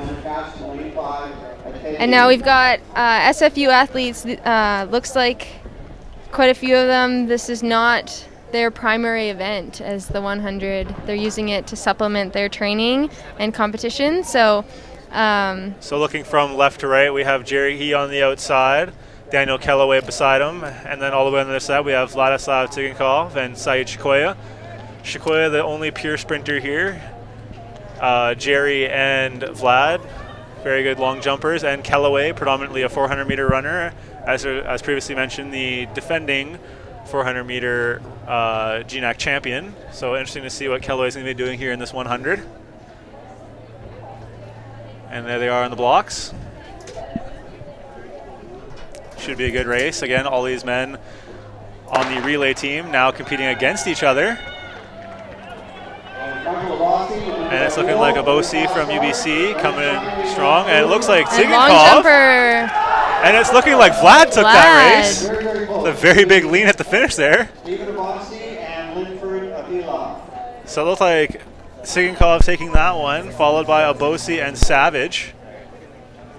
And Vlad, a long jumper who has been to an NCAA national championship now, having gone to Kansas in the fall in the indoor season. So looks like a great 100 for him. I think one of the surprises here was that 100 from Kellaway. And again, a 400-meter runner. He was right in that pack.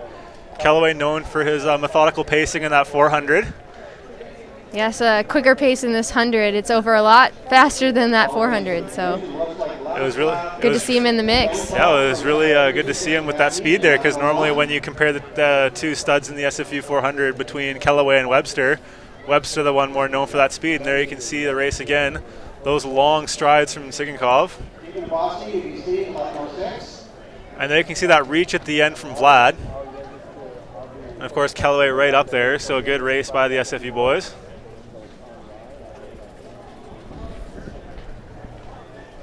And looking like a potential injury on the SFU side is Said Shikoya, seen with physio Tanya Rank.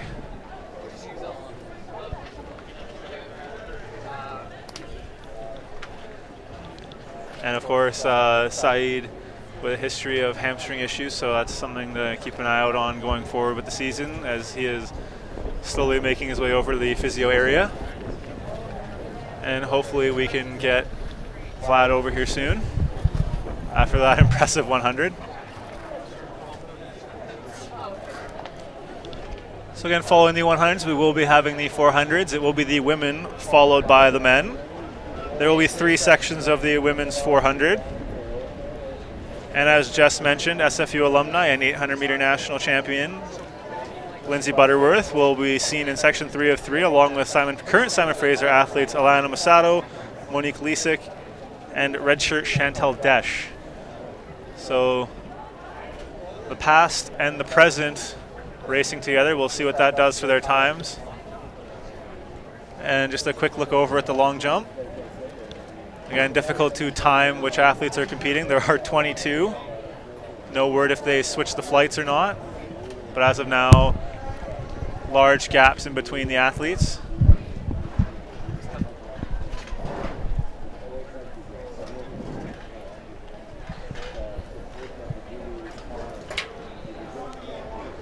It looked like unofficially 11:01 for Vlad there in that fastest section of the 100. A very solid time there from Vlad. Again, notoriously a long jumper by trade and apparently a 100-meter hobbyist, and he's doing a pretty good job at it.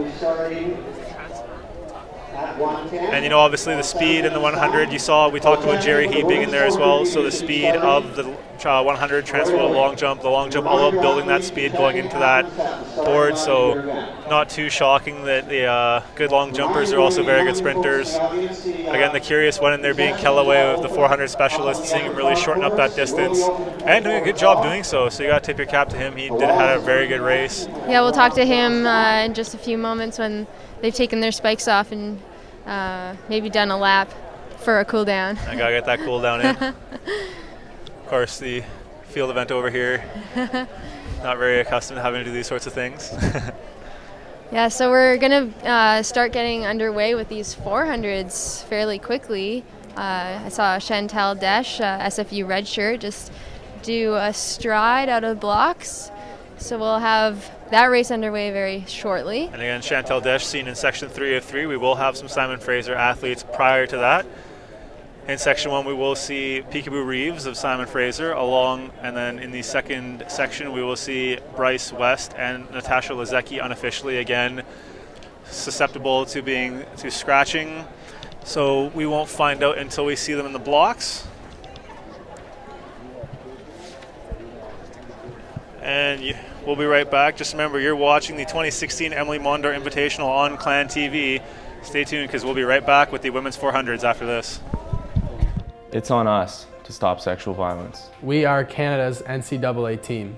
With 400 student athletes in 17 sports. Together, we can end sexual violence at SFU. To look out for each other. And not look the other way. To get a friend home safe. To not blame the victim. It's on us. It's on us. To speak up. To step in. To support those who need it. To be a part of the solution, not the problem.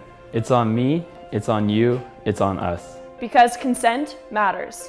Because consent matters. Because consent matters. Because consent matters. Because consent matters. Learn more about how you can contribute to a culture of zero tolerance towards sexual violence at SFU by visiting sfu.ca/sexual assault. Because together, we can make a difference.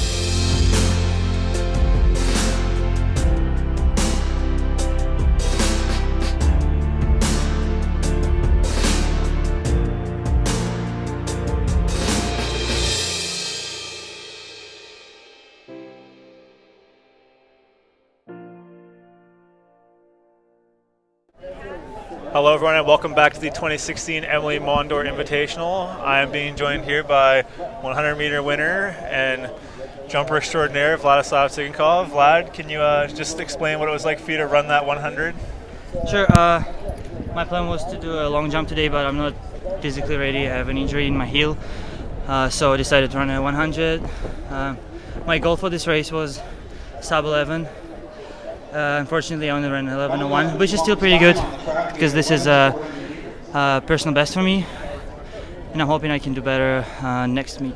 So Vlad, you said you had a heel injury. When do you think you'll be ready to take to the jumps again? I'm hoping to jump in next meet in California, which we're going with the team. Hopefully I can open there. So could you just explain why you're able to sprint with a foot injury but not jump? Oh, this is like the nature of an injury. It's a plantar fascia or something, which only allows me to sprint, and when I take off, I'm not able to properly take off, and it hurts when I do that. So obviously we've talked about it previously in this webcast. You went to nationals in the indoor season for the long jump. Just explain to everyone what that's like going into the outdoor season, having that experience of going to nationals under your belt. It was a fantastic experience for me.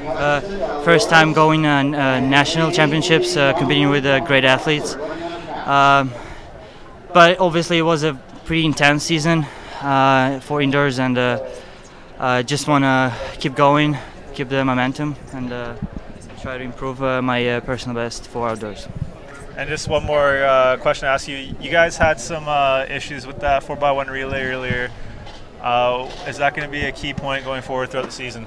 I'm thinking that we're going to do one more relay in the season, or maybe two. In this relay, the handoffs weren't that great.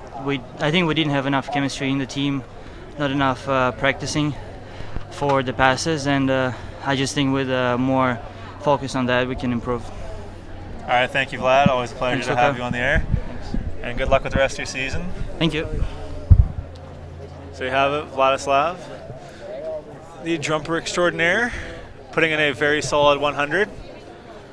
And just some of the official times that we have. In the 100, the winning time again from Tsigankov. Let's just get the top three in general. It was Vladislav Tsigankov of Simon Fraser, followed by Stephen Abosi of UBC, and in third, not far behind, Daniel Kellaway of Simon Fraser. So again, Kellaway, the 400-meter GNAC champion last season, making a strong push in the 100. So good job there from Kellaway.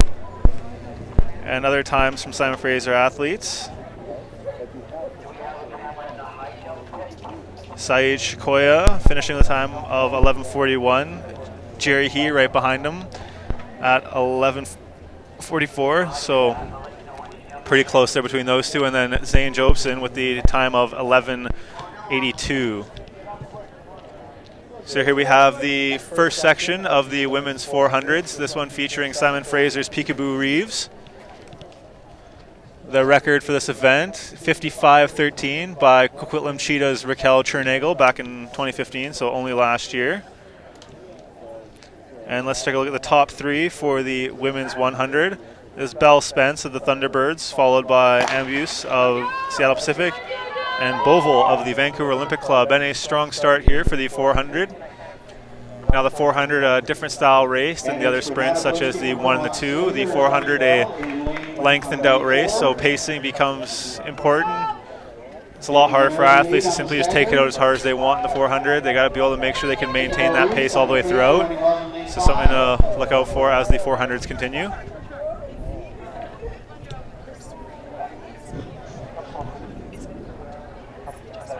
Under 50 meters to go. It looks like Renata Bluesky from Hobart Scooters.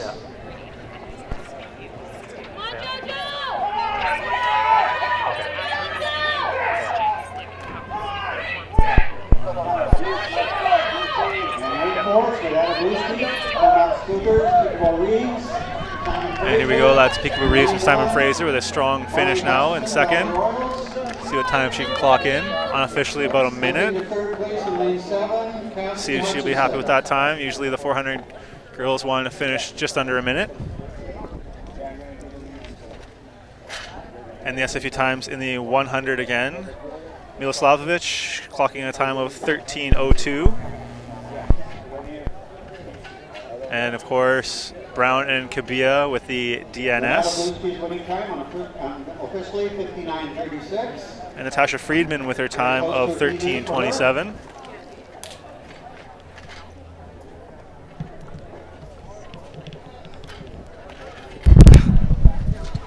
And I'm currently being joined by the defending GNAC 400-meter champion, Daniel Kellaway. So Dan, you chose to run a 1 instead of a 4. Can you just explain your thought process on trying to shorten up your distances here and not run your usual 400? I've just been running a lot of 4s over the past couple weeks. We got really big race coming up next weekend. Really want to kind of taper down, so I just want to kind of get some speed work in before that. Just kind of rest up, make sure I'm ready to go next weekend. And while you're talking about speed work, an impressive 100 there, finishing third right behind Vlad. Yeah. And of course, between you and Joel, defending indoor GNAC champion 400.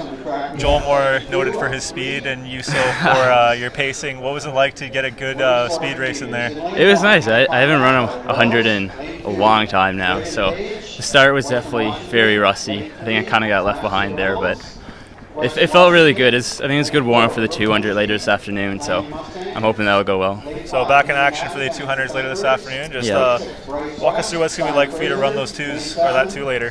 I just got to make sure I get it out well. My start's definitely the biggest challenge for me. It's definitely the weakest part of my race, so just get it out well and just stay relaxed. It's something I didn't execute very well last weekend down in California, so just stay relaxed, stay smooth, keep my form, and I think it'll go well.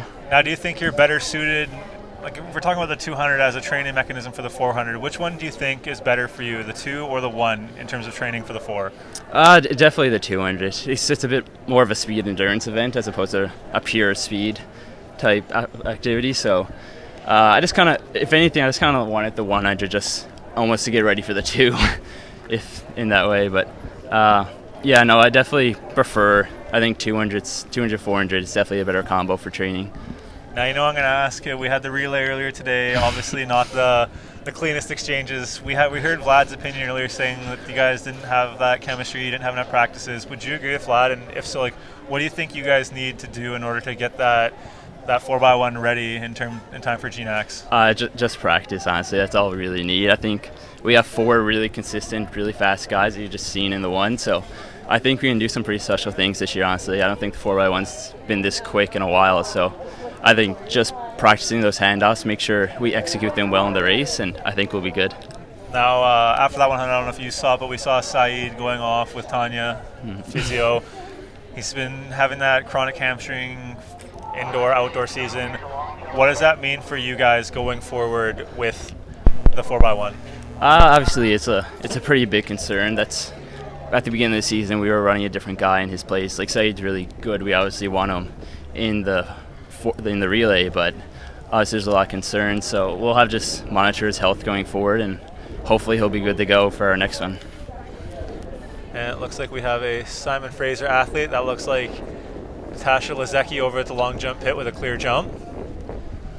Now, who would be that replacement, that 5th spot, if the worst should come to happen and Saeed ends up being out for the next relay? Well, we were running Zane at the beginning of the year, so I think we'll probably just go back with him. I mean, we do have some practicing with Zane, so I think that would definitely be the best option. And of course, you saw Zane in that earlier heat of the 100, so definitely know he's got some talent in that 100-meter dash. Yeah, for sure. And we're getting underway with these 400s. Dan, we'll let you get back out there. Probably got to do a little cool down warm up for the 200. Yeah. Good luck with the rest of your season, bud. Thank you very much. And there you have it, Daniel Kellaway, the GNAC defending 400-meter runner. And we're getting set, speaking of 400s, for the second section of the 400-meter dash in the women's section. This section only featuring 2 runners. That's looking like we have 4 athletes from Western Washington. So Bryce West and Natasha Lezecki not in this heat. Understandably, we just saw Lezecki in the long jump explaining why she's not here. Bryce not in this heat. Maybe running a 200 later. She did run in that 4x1 earlier. So we'll see what happens there with Bryce going forward. So in lane 1, that's Hannah Conrad, lanes 2 and 3 from Western Washington, Reagan Page and Grace Reynolds. And in that lane 7, Savannah Smith of Western Washington. So it's a lot of Western Washington here in this heat.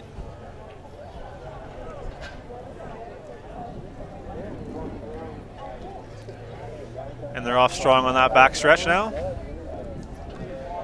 And again, the next heat, if all goes according to plan, should see Alana Masato, Monique Lisick, and Chantel Desch. However, potentially unlikely to see Lisick. She is over at the long jump. So unless she's going to try and come back to the other, we'll not see her. And that looks like Grace Reynolds of Western Washington.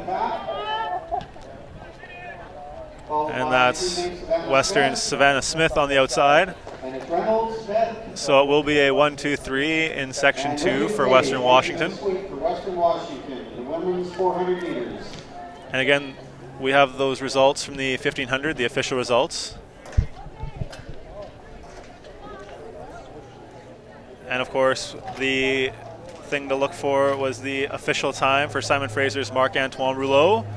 And he clocked in with an official time of 3:47.9, so much faster than we all anticipated at the 3:50 mark. So Rouleau breaking the record by about 7 seconds. So a very quality 1500 there from Marc-Antoine. And the record broken on multiple occasions. So the previous standing record was 3:55. 2 more SFU athletes going below that in Ephraim Tedeschi and Philip Gravel, going 3:52 and 3:51. So some good times here for the clan in that 1500.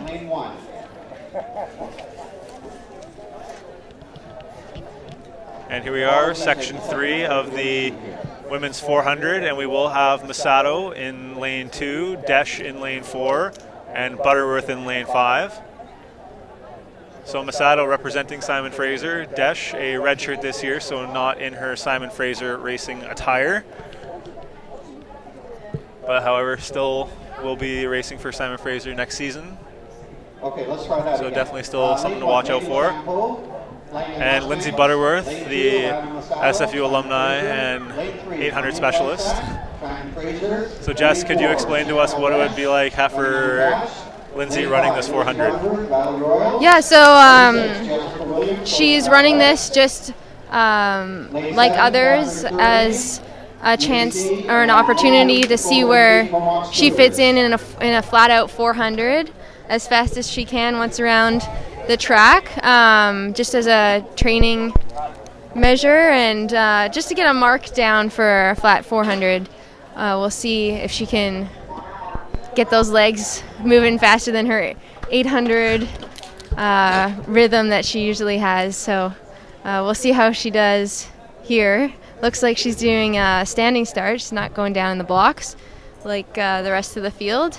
So what do you think having someone, an alumni like Lindsay, does for current athletes on the team, such as Alana and Chantel? Well, it's definitely something to look up to. Being an alumni and still competing, a lot of the younger athletes will look to them for some leadership and advice on some of these races. And it looks like a clean start by all of them around the turn. And there you can see in the teal that is Chantel Desch, the red shirt. And behind that, Alana Masato. Masato, again, an 800 specialist, getting that speed work in here in the 400. So again, a lot of the SFU athletes using this meet as a proverbial tune-up. Yes, most definitely. And they're looking strong through 300. And that's Desch competing out in front. unattached with a very strong look right now coming around that corner. And she is being chased by Butterworth.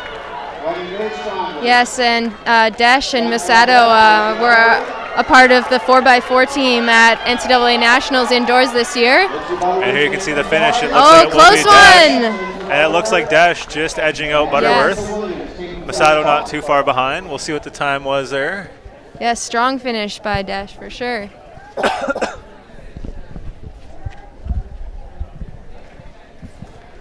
So just waiting to see what those times looked like. Obviously, still trying to see what the time Masato put up. Some of that 800-meter strength coming on with Lindsay there at the end, powering through to the finish line, almost nearly catching Desch, who is just a pure 400-meter runner. So interesting to see those two up against one another. And now we're joined here by Coach from Seattle Pacific. And how are you liking this facility and the meet, and how are your athletes doing today? Yeah, we really like this meet. It's a lot of fun. It's a pretty cool atmosphere because you have some really good collegiate and post-collegiate athletes, and plus a lot of club athletes, some younger, some older, and so it's really a cool mix of just people who love track and field. It's really fun. Cool, and you guys have to come up here, obviously, from the U.S., whereas the Canadian athletes are usually traveling down to the States. So what's that like for your athletes to travel up here to Canada? I think it's really cool. I think it's really fun for them to tell their friends that they went and did track in Canada. That's a lot of fun, and it's just kind of a different experience. Sometimes you get in this long season and it's a lot of the same things over and over, and so to do something different is really cool. And we had a lot of pride last year. I think we were the only American team that competed in a Canadian track meet last year. So that was a little point of pride there. Yeah. That's great. And how's your season shaping up? Where are you headed next after this? Well, next week we'll be in Los Angeles area for Brian Clay Invite, Mount Sac Relays, and the Long Beach State Invitational. And so far our season's been really good. Most of our people are running pretty well, and we really like how our team's shaping up. All the women are in the running potentially to defend their GNAC title outdoors, and so just hopefully all the pieces fall the way they do, and it'll be fun. So how have you been? This has got to be cool doing this, doing the play-by-play, right? Yeah, it's something different. It's nice to be able to comment on the athletes that I get to see every day. But it's great that you were able to bring your athletes up here to Canada and obviously in the GNAC and compete against conference competitors. So yeah. Can I take the mic from you for a second? I want to switch roles here. Okay.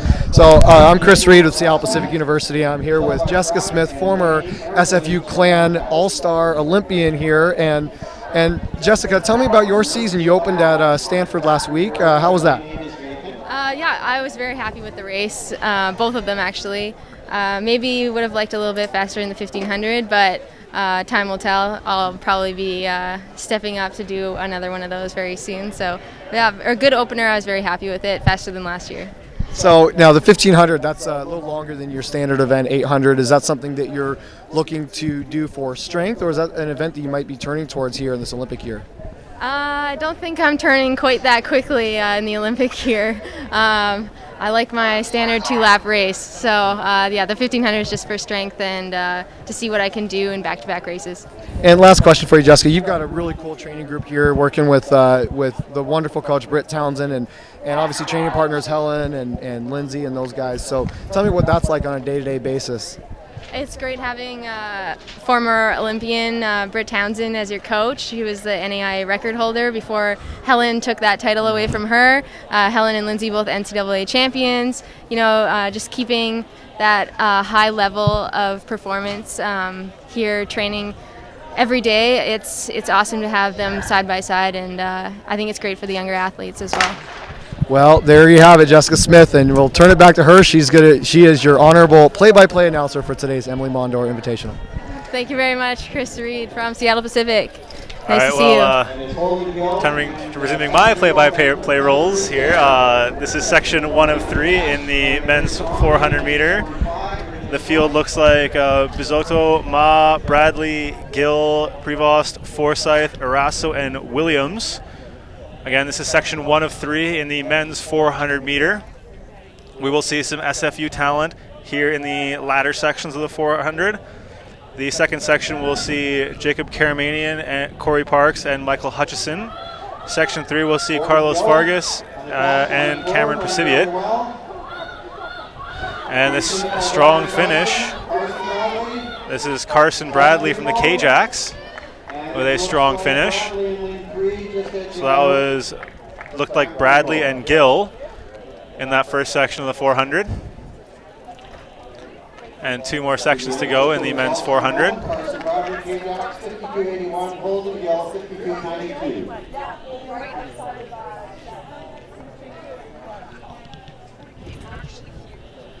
And the record for this men's 400, 47.53, set by Michael Aono of the Vancouver Thunderbirds. That record was set last year.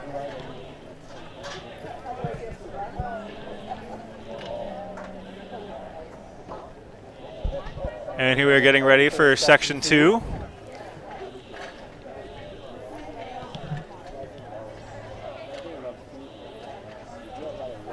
Again, currently since noon, we've had the long jump going on. Some GNAC competitors in that event. We had finalists, or GNAC finalists in the indoor season, Monique Lisik and Natasha Lazecki competing in that event. Also other SFU notables, Kai Fedor and Amy Petz. And when we have results, we'll get to that. But obviously right now it appears to be still going on. After that, we will be having the women's triple jump, which will see meet record holder Ella Brown looking to break her own record. And we have the final results from the women's 400. The 1, 2, 3, Chantel Desch, Lindsay Butterworth, and Jessica Williams. So the clan redshirt. So the redshirt Desch and the alumni Butterworth going 1, 2. And the current clan member, Alana Masato, coming in fourth with a time of 57.87. Again, Masato, a part of that indoor national 4x4 team. And then Peekaboo Reeves, clocking a time of 101.23. So not the ideal time for Peekaboo, but still a good time nonetheless. And section 2 of this men's 400 will see Paulson, Dillon, Karamanian, Bellefontaine, Parks, Stahili, Schmidt, and Hutchison. So the Simon Fraser athletes in this heat: in lane 3, Karamanian; in lane 5, Parks; and in lane 8, Hutchison. So some clan athletes to watch out for here in this 400. Karamanian will also be in action later in the men's javelin throw. And the runners taking their marks here.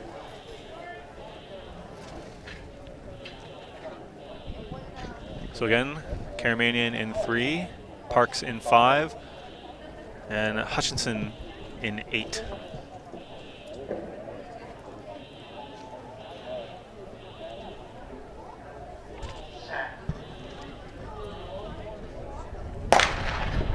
And a good start here so far.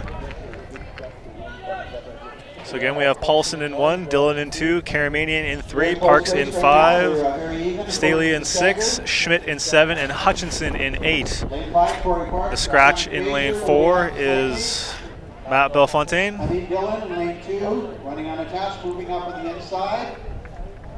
And a tight looking race so far. Really hard to tell in that 400 until they turn that final home stretch. And then we'll get a much better gauge of who's taking this race. Looks like Parks in 5, or maybe Hutchison in 8. Karamanian looking strong, but it's looking like Dillon in 2. So it's looking like Dillon and Hutchinson in 8. And it's looking like it's either going to be Dillon or Hutchinson. And it looks like they finish alike, followed by Parks and then Karamanian. So a tight race there. Going to need to see the official times to see whether or not it was taken by Dillon or Hutchinson. And unofficially, it's Hamid Dillon, 51.65. And the call unofficially is Hamid Dillon, 4 100s behind. running unattached.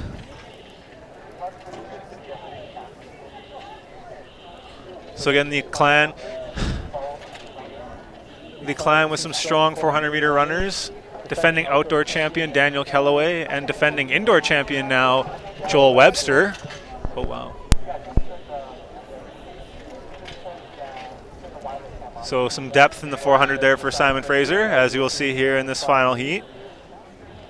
You'll see Carlos Vargas and Cameron Presiviat.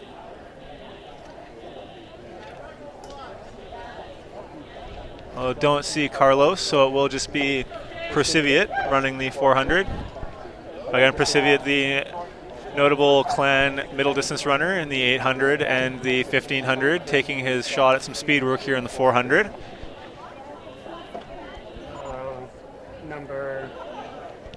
Coming up now, we have And Presiviat, again, a distance runner, predominantly a middle distance runner, not using blocks. competitors in lane 1, Carlos Vargas, Simon Fraser. Lane 2, Cameron Presiviat, Simon Fraser.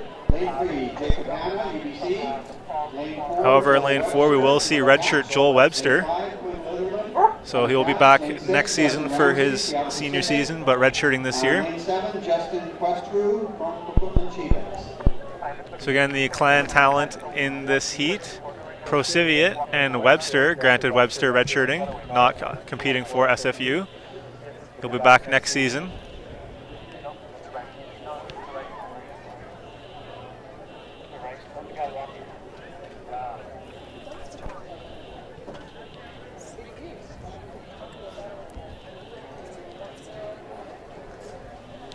So again, in lane 2 is Presiviat, and in lane 4, Webster.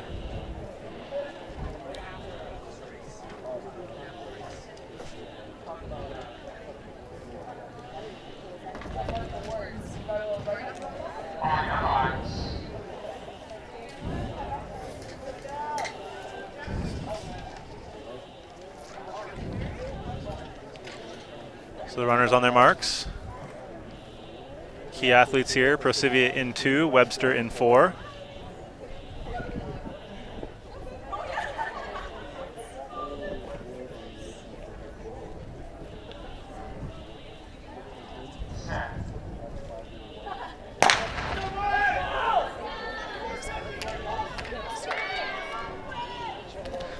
And here we are on the beginning of the 400.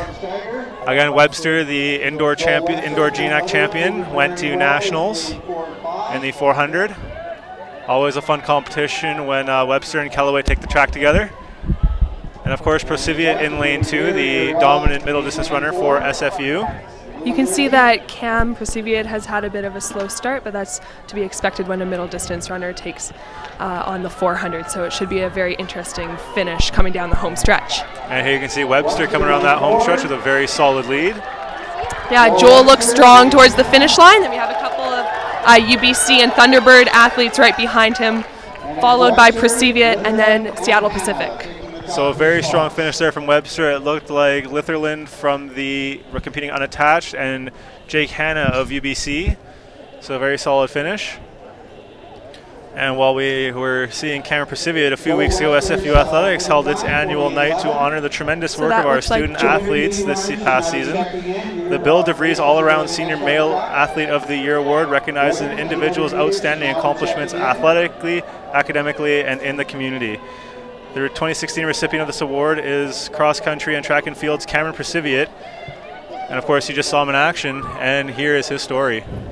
Cameron Privia was a rather ordinary high school athlete. He didn't qualify for the 800-meter final, and he finished over 100 places behind the cross-country champion his senior year.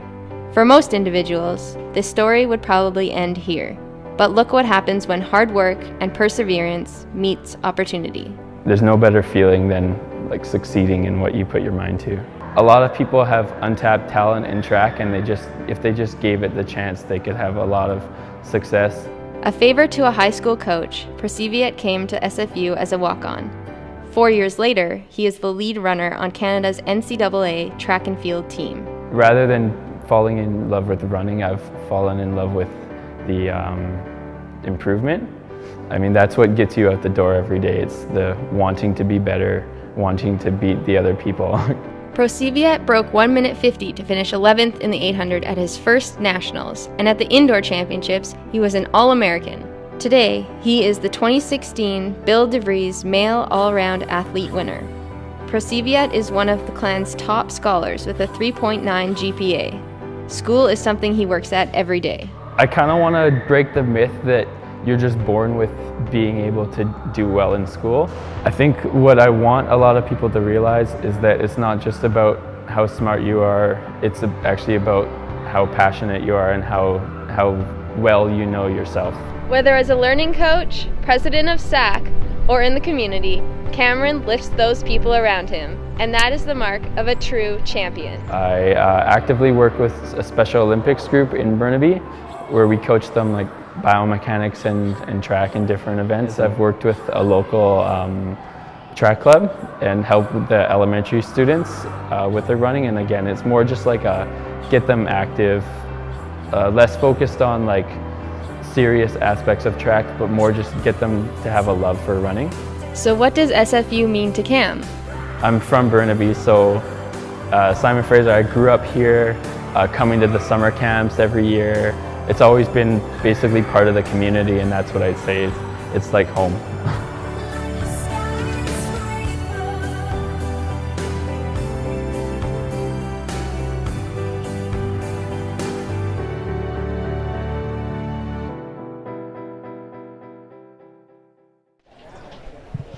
And we are back. Thank you for being back with us here at the 2016 Emilie Mondor Invite.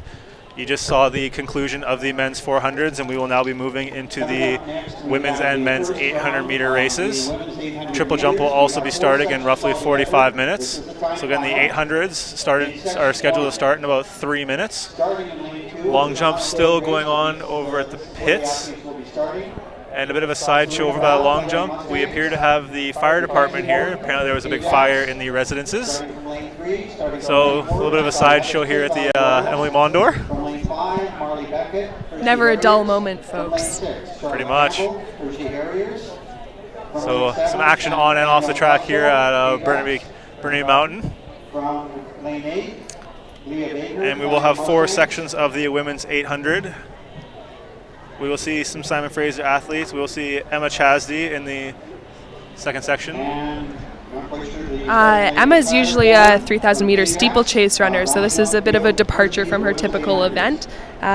Stepping onto the track for an 800 should feel very fast for her in comparison with a 3K steeple. And we will also be seeing Addie Townsend, the indoor 800 women's champion, in the final heat. And speaking of 800s, I have the luxury right now of being joined by Helen Crofts. Hi everyone. A Division II national champion. Helen, can you just take us through what it's like to run an 8? Yeah, sure. I mean, the 800 is two laps of the track. It's a pretty fast pace, considered middle distance, but you're definitely pushing your lactic threshold the entire time. I think today we're going to see quite a range of times here. It looks like the first heat that's on the track right now consists of mostly high school athletes who I believe are just starting their competitive season. And then as the heats progress, we're going to move all the way through to some high-level university girls, and our top section has a pacer in it today, so should be looking for some fast times. Now, of course, in the fourth section, we will have Lindsay and Addie Townsend. So just run us through what it's going to be like for them. We obviously have alumni Lindsay Butterworth and then freshman Addie Townsend, who's already made herself a GNAC champion. What's that going to be like for them running in that final heat? Yeah, so Lindsay Butterworth is our pacer today. I believe she'll be going through about 600 meters of the race. Addie is definitely looking for a fast time to follow up from her impressive indoor performances as a freshman. I would expect to see Lindsay out front with a couple of girls right on her heels. I believe there's another athlete in the race who has a quite quick seed time coming in. And I think that it could be quite a close race between the top few girls once Lindsay takes them through 600. And of course, obviously, you not competing here today. Is there any particular reason, injuries, or just waiting for a different meet? No, I did a workout this morning, and I'm focusing on competition in California next week down in Mount Sac. I know a lot of the SFU group is going down there, and it's always a really good competitive race, so I'm looking forward to that. All right, and there's some insight for you from Helen Crofts, SFU champion. And just getting right back into this race, we seem to have one out front. That's from Valley Royals. Looks like she's got about 200 meters to go here and seems to be finishing quite strong, so it'll be exciting to see what her time is when she comes across the line. And just trying to, that looks like Hutchinson of Valley Royals with a seed time of 2:29. And that is Cassidy Hutchinson from Valley Royals. And then we've got another group of girls coming up here fighting for third. It looks like it's going to be quite the exciting finish over the line here. So on a good stretch, that's another Valley Royal coming across. And potentially just running out of room, maybe an extra meter would have got her that second spot. But still a good finish nonetheless. And section 2 is scheduled to have Emma Chasdy of Simon Fraser.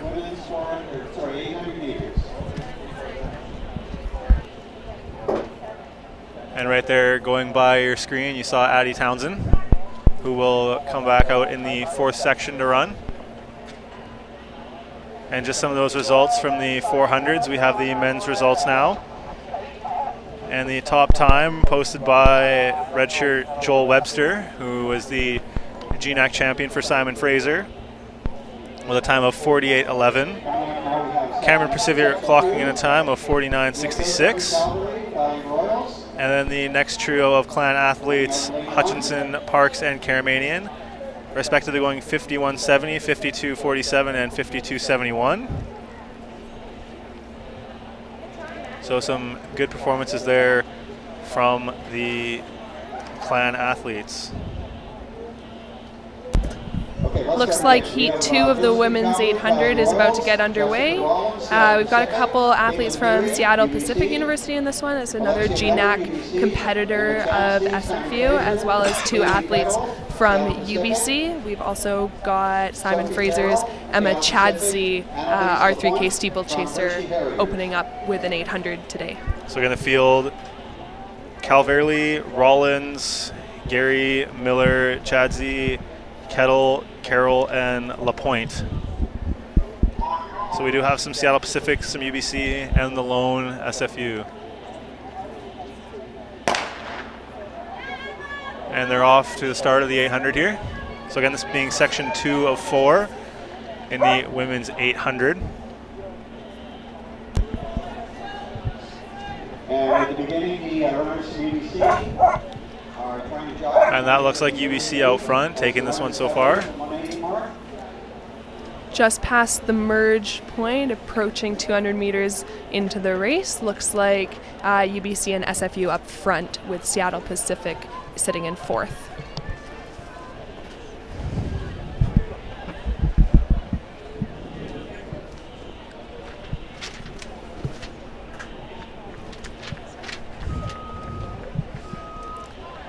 And the record in this event is a time of 2:09 set by Lindsay Butterworth back in 2014, competing unattached. So a potential chance to break that mark, as Butterworth's seed time is 2:02 coming in. And that's Chadsey leading. As we make our way through 400 meters, it looks to be about 70 seconds. SPU has just taken over the lead as they go into the last lap. Emma's still holding on and looking strong, which is impressive given her background in this race is very limited. So Helen, could you just explain to us what it's like for someone like Emma, who's normally a much longer distance runner, coming into something like the 800? Well, I'll try my best, given that I don't normally run longer distances. It might not be the best perspective, but I think that people are generally surprised by how fast the 800 really feels. I mean, you're not running that far off of your maximum pace. And also, I think that the lactic you feel in the last 200 of an 8 is pretty different from a steeplechase or some of the longer events. So it should be interested to see how Emma does over these last 100 meters that she's approaching right now. So again, it's come up a lot of times so far in this meet that athletes using this almost like a glorified practice, doing things they might not normally do, but for a purpose. A lot of these athletes seem to get some extra something in, like speed work. As you can see, Chadsey coming across the finish line second in this heat. So obviously not seeming too much like a fish out of water, still doing well in that 800. Yeah, so it looks like UBC took the win there in about 2:20, and then Emma came across around 2:24, but we'll have to wait on official times. And the official times coming in whenever they do, and no set time period, but obviously, as you've seen throughout this webcast, we'll get them to you once we get them. Still waiting for some of the results from the throws earlier this morning that took place at Town Center. The lone Klansman competing down there, Peter Benke, in the hammer. And it seems like the women's javelin is wrapping up, or has wrapped up, down over on field 2. And Chadsey around 2:24 unofficially. And of course, once we get the official times in, we'll clear that up, whether or not that stands or not. And of course, coming up now, we have the third section of the women's 800 meters. We have Rhiannon Patterson, Hershey Harriers. And of course, when we get the results from the women's javelin throw, that was lone clan down there, Selena Beyer, the senior thrower. We'll get those results. And of course, long jump seeming to be wrapped up now, and the men are getting ready to get started. And once we know that, we will get to the results of the women's long jump. Several clan athletes competing there, and notably the GNAC finalists Lizecki and Lisik. Looks like heat 3 of the women's 800 is on the track right now. No SFU athletes in this race, but a couple university athletes with the UBC, SPU, and Western Washington represented. So section 3 featuring Patterson, Chilton, Dearden, Graham, Fine, Weltson, Van Tassel, Hutchinson, and Richard, varying from collegiate to high school. Of course, we have some Western Washington. That's Taylor Graham in lane 4 from Western Washington, Keena Fine from Seattle Pacific in lane 6, Van Tassel from UBC in lane 7, Hutchinson from Western Washington in lane 8. And they approach the starting blocks. No blocks, just the start line, and the gun goes off, and we're ready to go here. Section 3 of 4 in the women's 800. So this is section 3 of 4. We will have 4 of 4 after this, and after that we will go to the men's 800. As they're approaching the stagger, it looks like Western Washington is out in front here, followed by a couple high school athletes.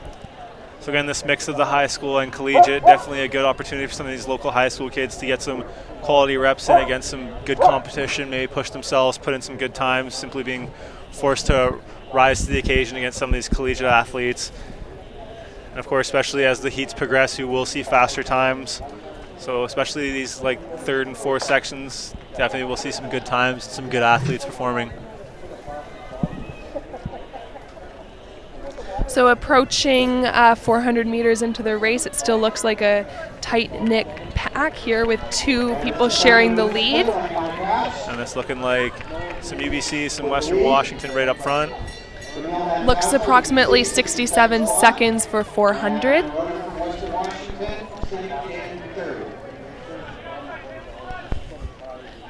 And we're seeing UBC athlete making a move here with approximately 300 meters to go. And that is Van Tassel of UBC with a seated time of 2:18.87.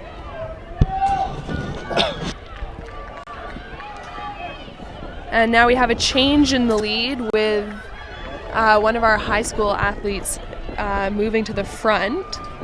Not quite sure which team that is, but it looks like Seattle Pacific now taking that one out front. Should be an exciting finish here, 150 meters to go, and there's two definitely contending. And that's Keena Fine of Seattle Pacific. And we do have a change in the lead again. It is back to UBC. And that is Van Tassel now with the lead again as she looks to take this one home as she builds her lead at the finish. So it looks like Van Tassel will take this one. And that looks to be approximately 2:18 for the leader. So Van Tassel coming in at about her seed time, coming in at about 2:18. So unofficially with a chance to either drop that mark. And here we have the fourth and final seed featuring GNAC indoor champion Addie Townsend from Simon Fraser University and Clan alumni Lindsay Butterworth. And as we heard earlier, Butterworth will be pacing. So as Jessica was talking about earlier, the whole concept of the rabbit.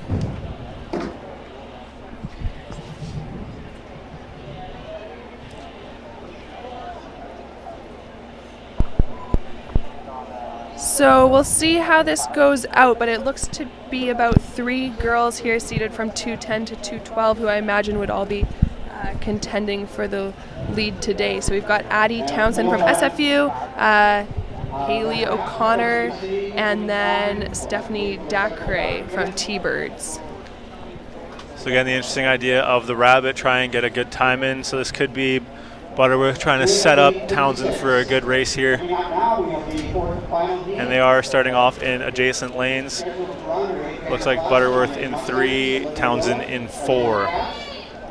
I've heard that Lindsay is looking to go through in about 62, 63 seconds through 400 with Townsend hopefully right on her tail. Sorry, that's Townsend in lane 5.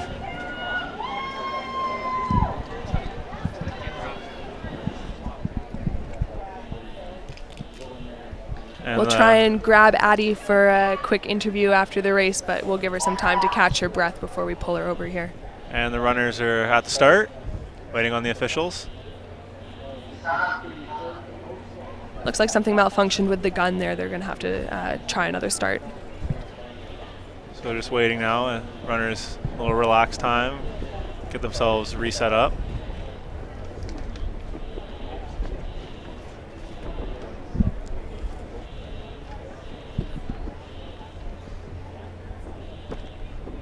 So again, just waiting to get going here.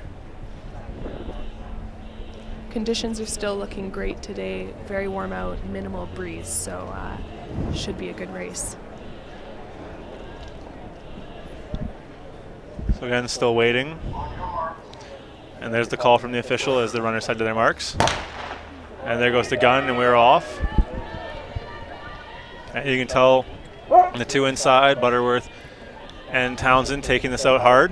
Looks like the athlete in lane 8 is also making a strong push right off the gun here. She'll hit the stagger in the lead. And this will be curious to see what that pace can be kept up. That's Mushy from, I guess, Langley. Looks to be about 30 seconds through the first 200 for our leader, Lindsay Butterworth. And of course, that good pace being set up there. And quite the gap between her and those following him behind. Yeah, so when someone's been asked to rabbit a race, you never really know how the athletes will actually be feeling on the day of. So it's a bit of a judgment call on whether they decide to go out hard with the rabbit or not. Looks like there's a bit of a gap currently. And there's Butterworth out front, a bit of a gap. And Townsend at the back of that gap. Looking to try and make a move here in the final lap. 800-meter runners, you can be checking in now, please. Men's 800-meter runners. And the call has been made for them to check in the men's 800s. There will be 4 sections of the men's 800. So we have UBC running in third right now, looking quite strong, and another athlete running in second behind Lindsay, also looking to make a strong push to the finish here. Should be a strong time if they can keep up this pace.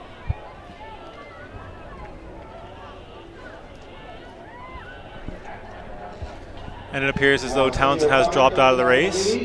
So right now, neither the SFU past or present are in this race. Should be interesting to see the time here coming down the home stretch. It's going to be a close finish for the win, with third coming on quite strong right now as well. And a chance to potentially flirt with the record, although it was 2:09. Definitely not anymore. Unofficially about 2:12. Looks to be about 2:12 for the finish there. Top 3 very close. And best judgment is that as O'Connor who took that one. Followed closely by UBC's Corpatch. So that was in fact Klassen with the win from Langley Mustangs. So it'll be curious to see or hear what happened to Townsend, who dropped out of that race.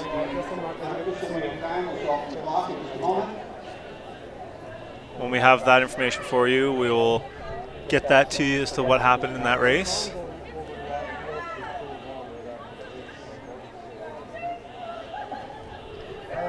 Just waiting now for the Burgoski 2:14. Very, very close finish. So the official time, 2:13 for O'Connor. A lot of celebration there for the UBC athletes, and that's Corpatch. Yeah, we'll assume that that was a good PB for O'Connor.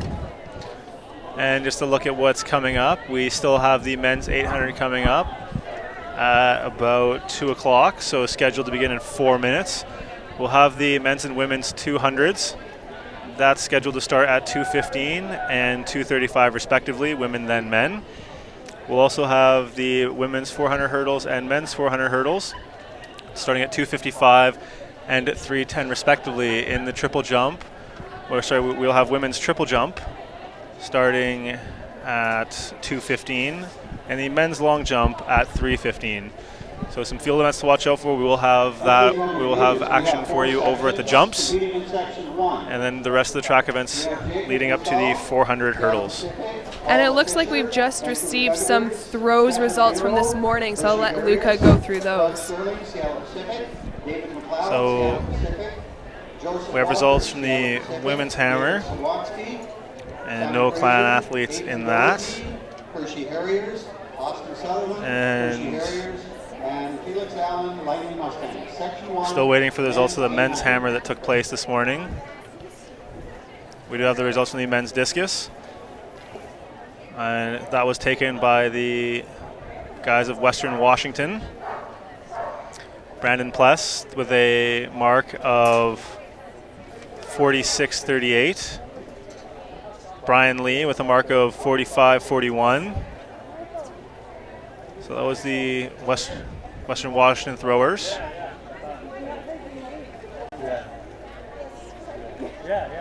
And we have the results from the javelin. And the Selena Beyer improving her season mark with a mark of 38.03. She has a personal best of about 41 meters, so not quite where she wants to be. Again, she had the best mark on the day, so good job, Selena. And in the hammer throw, we had some athletes from Western Washington as well. Megan Mortensen with a mark of 43.28, and Sophia Roberts with a mark of 38.39. Again, still waiting on those results from the men's hammer.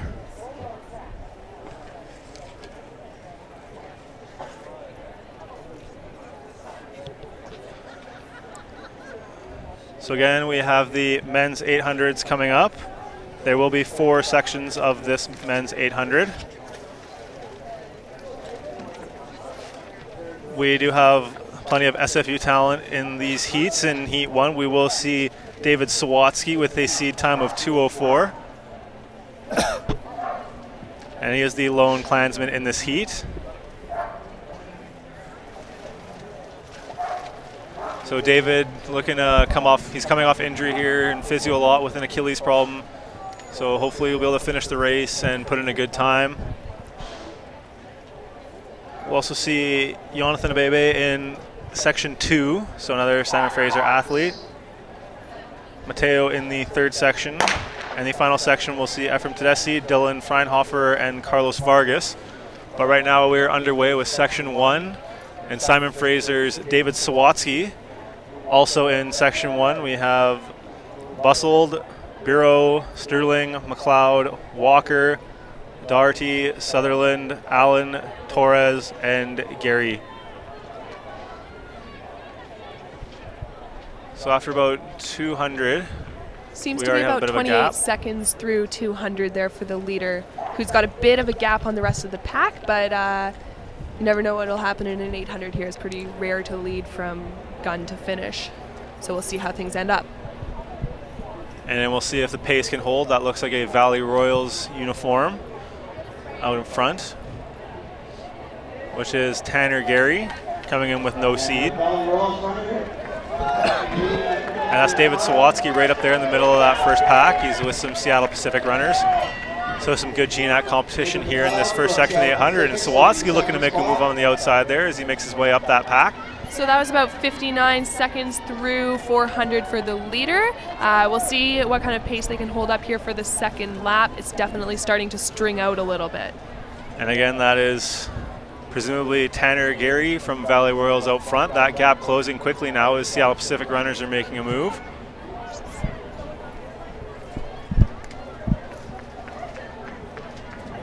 Things are tightening up at 600 meters into the race. Someone's just overtaken the lead.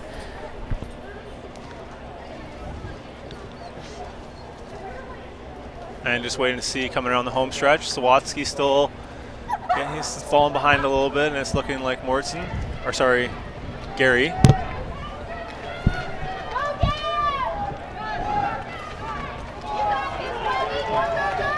And Gary falling behind. It's looking like Sutherland. So 2 Hershey Harriers right in a row there. So it's either Sutherland or Doherty. Either way, a strong performance from the Hershey Harrier Club.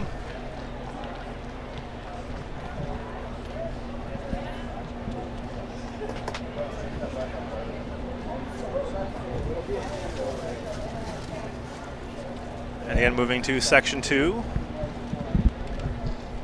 which will see the lone clan athlete, Jonathan Abebe.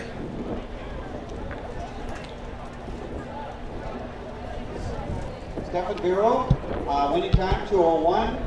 Austin Sutherland. And the record for the men's 800 was set last year by Cameron Prasivia at a time of 1:50.60. Cam not running the 800 today.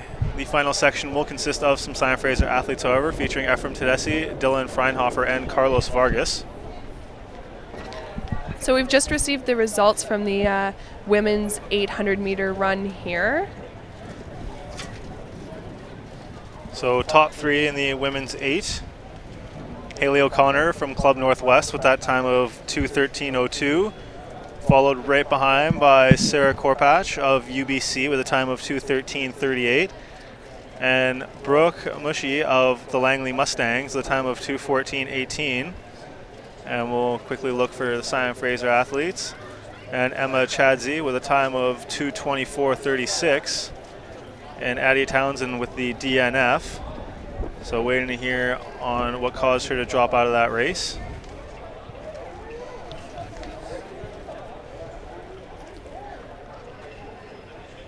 So again, just waiting to get underway. Section 2 of 4 in the men's 800.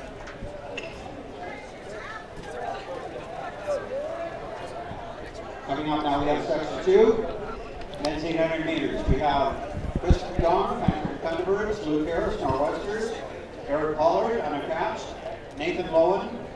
So this heat will see Christopher Don, Harris, Fisher, Lowen, Lewis, Lowen, Caps, Cormier, and SFU's Abebe not in the heat. So again, heat sheets saying one thing, whether or not an athlete shows up at the start line is another thing. Abebe may have been moved into a different section. We'll wait to see if he's on the track for heat 3 or 4. And they're off to a strong start here in section 2. Looks like lane 8 is out in front here at the stagger. I believe that's Matthew Cormier.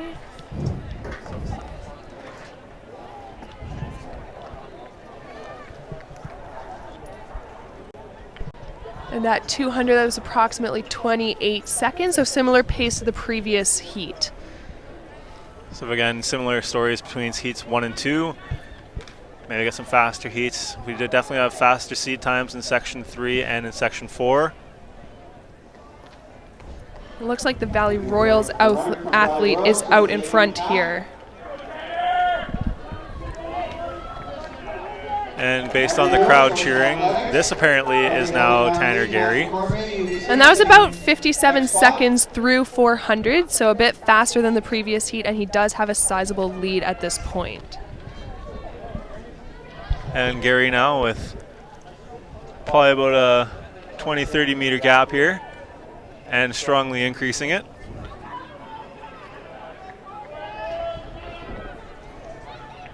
As he is basically running his own race out here, not an easy thing to do when you're not being pushed.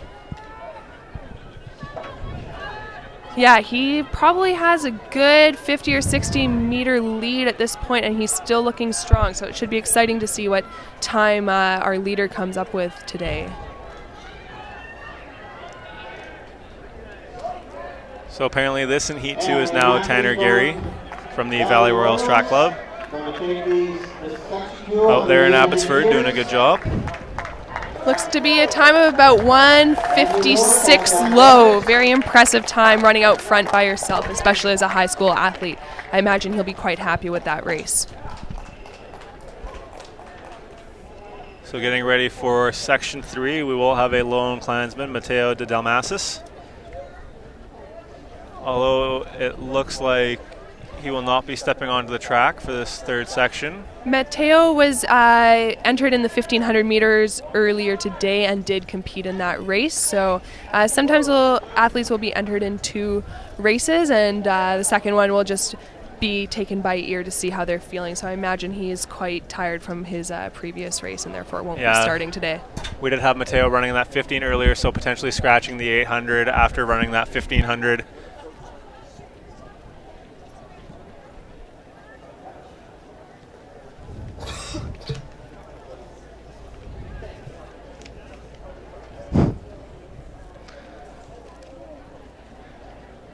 So as many of you know, Simon Fraser University turned 50 years old this year, and we had the opportunity to celebrate the 50 most incredible moments in Clan athletic history. Throughout the show today, we'll show you our feature interviews with some of our best track athletes that SFU has produced.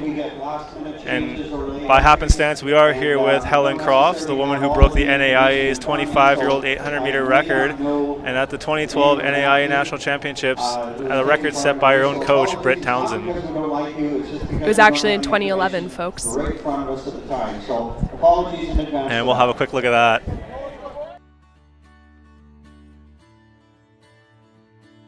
Back in the spring of 1986, 2 years removed from representing Canada at the 1984 Summer Olympics, Britt Townsend resumed her collegiate career at Simon Fraser University with a flourish, setting a record in the 800 meters at the NAIA National Championships, which, with each passing season, seemed more and more unbeatable. 2 laps of the track in 2:03.89. Yet it's because that record no longer stands that this story has truly come full circle. I feel really fulfilled that I was able to run at a collegiate level. And I almost feel even more fulfilled that I was able to coach the athlete that bettered my record. That was always my goal. If it was going to get beat, it better be by somebody who I'm coaching. Helen Crofts was not even born when her coach-to-be, the former Britt McRoberts, set the NAIA 800-meter championship meet record. Yet their resumes are so uniquely similar, right down to the fact that each graduated from West Vancouver Secondary with 800-meter titles at the BC High School Championships. Like myself, she was a multi-sport athlete all the way through high school. She could have gone on and played provincial field hockey and international field hockey probably, but chose track, which I did as well. I think she first came on the scene when she was in about grade 10, which is pretty similar to me as well. But she's definitely better in the sciences than I was. That'd be a big difference. Yet rocket science wasn't needed to see the kind of influence Townsend was beginning to have, and that both she and Crofts were kindred souls. I think the biggest thing for Britt with me is that she's really taught me confidence, but also to believe in yourself and believe what's possible. And that's one of the biggest things I've taken away from my experience at SFU in general. And that applies to almost anything in life. With her performance peaking for the 2011 NAIA Outdoor Nationals, Crofts was competing at such a high level that both coach and athlete agreed the time was right to try and break Townsend's national record. The symmetry of its 25th anniversary just made it all the more special. I said, you know what, you have nothing to lose. There's nobody in the race that's going to touch you anyways. So why don't we just go for it? She went completely by herself and ran the record on her own, which had, I guess I probably did the same thing, but for her to do that 25 years later, and obviously competition gets a little stronger, was awesome. Sometimes you start running and you feel fantastic, and I remember the crowd was super into it too. I think they realized kind of early on what I was shooting for. I ended up shattering my personal best by about half a second. Yeah, it was just a crazy experience. It was my birthday that day. I think it was my 21st birthday, like that day. Yeah, it was just a lot of crazy stuff all went into one. A new record at 2:02.12, yet it was a result that stood for so much more. Examine what happened in between the bookends of Townsend's 1986 record and Crofts' 2011 revision of the standard, and you have a complete volume of women's middle distance excellence.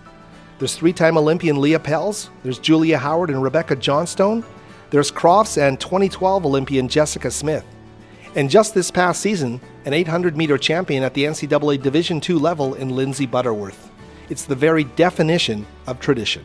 You know what I think the biggest difference is? That people come here and they now believe that if they do all the things that they need to do, they can make the national team.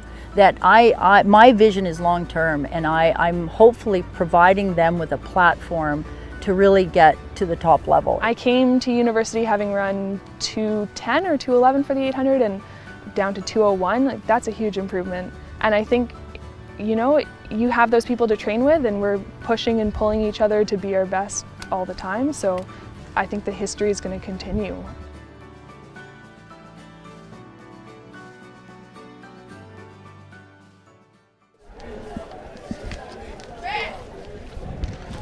So I'm currently joined and have been joined this afternoon by Helen Crofts. Helen, would you mind sharing with us your experience on that event? Yeah, so I guess that's referring to the video that was just showed, which is obviously a pretty special moment in my athletic career and definitely my time at SFU back in 2011 at the NAIA Championships. I think the video does a pretty good job of summarizing the emotions of that day, but I think it was just a very interesting experience, knowing that the record was something I could possibly go after, and talking with Britt and establishing a race plan. And it can be rare to have things go as well as they did that day. And being able to share that with my entire team and my coaches was just a really special and remarkable moment that I'm definitely going to remember. So before we get into the next question, we do have a false start. Just a quick look at the field. We have Paul Morris in lane 1, Trummer in lane 2, Ellenwood in 3, Jaron in 4, Tedeschi in 5, Freinhofer in 6, Vargas in 7, and McCrane in 8. And this is a really strong 800 here. We've got seat times from 1:48 to 1:53. So looking for probably a quite fast pace right off the gun, and should be a close finish. And just another quick question for you, Helen. What do you think it says about the middle distance program as a whole that you were able to break your own coach's record, and that we've had such success throughout the program with athletes like yourself, Jessica and Lindsay, and now the ones that are up and coming, Cameron, Addie, who have had success? Just what do you think this represents? Like with your particular moment, what do you think that represents as a whole to this program? Yeah, I definitely think there's a legacy of middle distance success at SFU for sure, and I can credit that a lot to Britt's coaching. I mean, she has the international experience herself as an athlete, and a lot of that experience transfers into her coaching. I think it's also a testament to the support from the university of the student athletes, that past student athletes like Britt come back to coach here, and we see that across multiple sports. It's a very supportive atmosphere. We have a lot of fun, and I mean, it's been amazing having these consistent training partners throughout my time at SFU. Well, going back to what you said about previous athletes coming back to coach, we do have jumps coach Gerald Jones and sprints coach Tom Dixon, who are also athletes here. So apparently something about the school just keeps the athletes coming back. So definitely a good sign of this track and field program going forward into the future. Definitely. We have a lot of young talent, and some of it is on display in the middle distance right now. We've got a pack of SFU athletes in this 800. They're approaching 400 meters of this race. So that's Paul Morris and a UBC athlete out front. Looks to be about 56 seconds through 400, so they should be closing quite strongly here. And that pack of SFU athletes towards the back of that pack is Tedeschi, Freinhofer, and Vargas. So we'll see how they are able to move with the pack, as it looks like Tedeschi was about to make a move. Front two athletes are still out ahead here with about 200 to go. And then we've got Dylan Freinhofer moving into fourth, challenging for third right now. And then the other two SFU athletes are sitting in about sixth and seventh respectively. We got a close race for first at the moment between Adam Paul Morris and Max Trummer. Lucas and Adam. And then it's Freinhofer looking to make a strong move into second, battling it out with Dean Ellenwood, the younger brother of SFU alumni Stuart Ellenwood. Lucas Jaron and Adam Paul Morris. So again, that's Jaron and Paul Morris out in front, Ellenwood in behind, Freinhofer, and then Vargas just crossing the finish line. So a strong 800 there shown by the men in heat 4 of 4. Yeah, we'll try to get some unofficial times for you in just a second here. Lucas Sherrick, 153.16. Adam Paul Morris, 153.27. Very, very close finish. It was about 153.16 for our winner there, so quite a fast race. So again, that wraps it up for the 800 meter. The things remaining on the schedule. The 200s and the 4 hurdles. We have the women's 200s scheduled to start. That's 2:15, so already behind schedule after the 800s. So 2:15, the start time for the women's 2s, so they should be getting going very soon because they are running behind. So we'll have the women's 2s, the men's 2s, and then the women's and men's 400 hurdles. The men's 4 hurdles will be the final event of our webcast, coupled with the men's long jump. So that's going to be the end time. The notorious varsity relay will still be filmed and recorded, and most likely later posted to the SAC page. So the SFU SAC page is where you can find the video from today's varsity relay. A great turnout for the relay so far. There have been 2 different heats, a women's heat and a men's heat signed up. Unfortunately, we didn't get the Team 405 going. That would be the media team. big disappointment there. Yeah, we've had some fun with these varsity relays in the past. I would expect this is our 4th or 5th year of the relay being included in this event, and so far football seems to be the standout team, but I'm not sure if they're entered this year or not. Oh, I hear they are entered. The thing that I want to see the football guys, we all know the receivers and the skill guys are fast. I want to see the linemen put in a team. You're right. We should get the linemen in here. Like, nobody wants to see fast people run in a for fun relay. I want to see like the guys who are the big boys. I want to see them get some glory in running a relay here. But that would be entertaining. I mean, I always do enjoy the swimmers running. They do look like fish out of water, and having them show up with their swimsuits and goggles and swim caps on is always hilarious. It's always fun to see what teams show up in what kind of outfits. I know in previous years, I believe the women's wrestlers ran in their singlets. Men's swimming tend to show. Yeah, they did. They tried running in flippers, I think, once, but that was a very short-lived experiment. And of course, it's always interesting to see how people do running on a track, because everyone thinks it's similar, but as soon as you get that curve, whichever. I remember previous years there was someone, I believe it was someone on the swim team, who did a bit of a belly flop out of the blocks. So always an interesting time with the varsity relay to see who can actually put it together on the track. Yeah, speaking of blocks, I mean, as an 800-meter runner, I don't use them very often myself, but it's been great fun to teach people how to use blocks for the first time ever and then watch them attempt to do so about a minute later with zero experience. That is, I think, where we've seen the belly flop happen in the past. Oh, yeah. I like to think I'm smart about this. Whenever I've ran in the varsity relay, I like to take that anchor spot. Are you running today? Yep. I think we know who's starting out of blocks. Nope, definitely not me. Yeah, the throws group has put in a team, so you'll get to watch all the bigger fellas of SFU's track and field team run a relay. And it'll probably be Peter coming out of the blocks, so the other hammer thrower coming out of the blocks. And again, the next event on the track, the women's 200, they are all marshaled over at the area, just waiting to get going. Roughly about 5 minutes behind schedule after the 800s. Shouldn't be too big of a deal. 5 minutes is not the be-all and end-all within a track meet.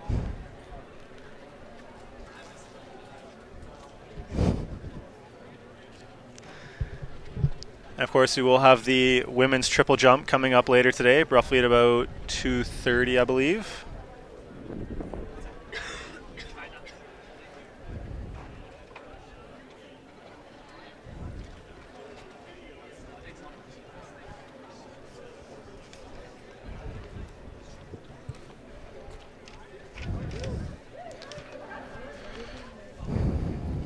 So just a quick shout out to some of our SFU athletic sponsors. Nestor's Market is proud to be the official grocer of SFU Athletics.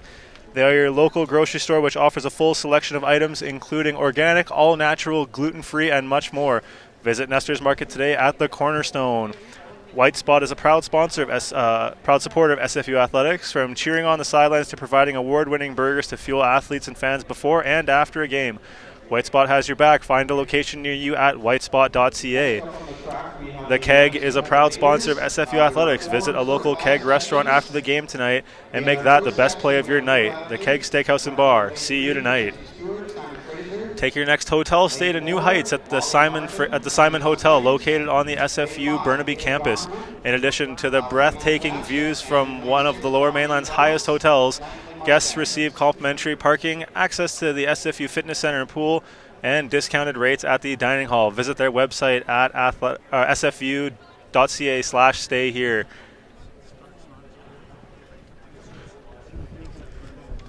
And again, we are getting underway with the women's 200. We will have 5 sections.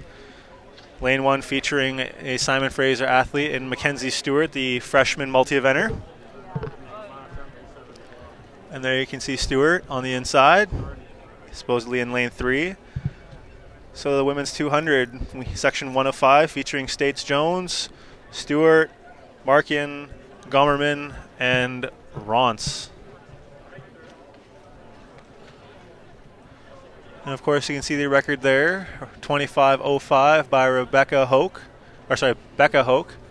of Seattle Pacific, set last year. And Hoke will be running again today in section 5.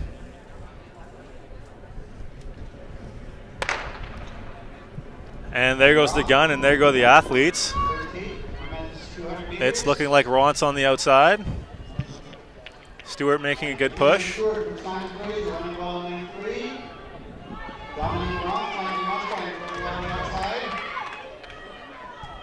So it's Ronce and Stewart with a strong push right now.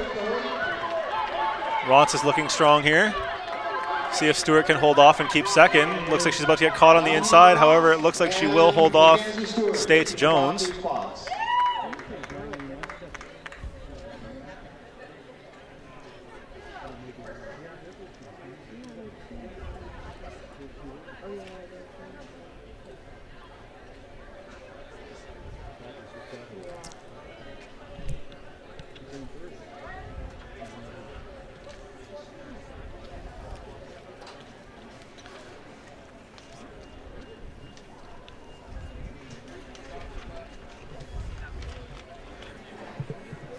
And we do not have any SFU athletes in this next heat, so we'll be right back after a quick break. You're watching the 2016 Emilie Mondor Invitational on Clan TV.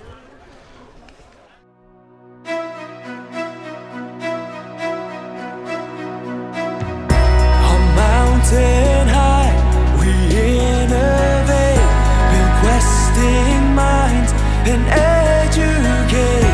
With striving hearts, initiate.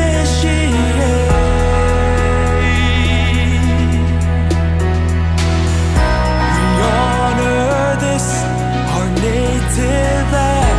While visions grow, we take our stand. Where dreams are held in students' hands. Engage the world. Engage the world. Our school will rise above in victory. For SFU.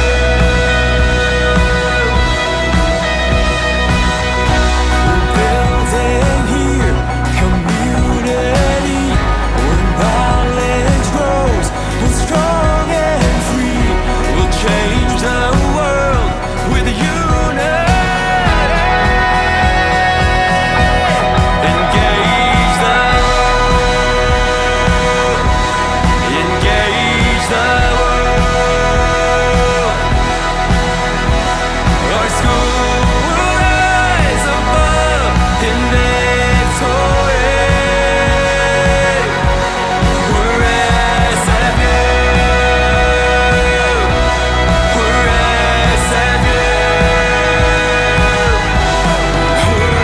SFU.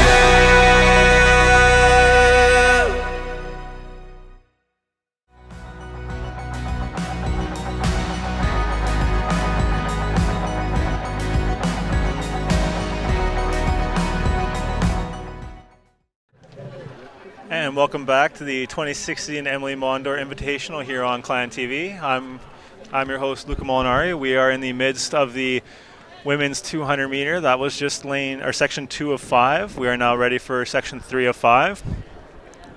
This heat featuring Urban, Voloshin, Miloslavovich, Bovel, Duncanson, Fedor, Harrison, and Reeves. So 3 Simon Fraser athletes scheduled to be in this heat, and that would be Miloslavovich, Fedor, and Reeves. Coming up in section 3, we have a full 8 competitors.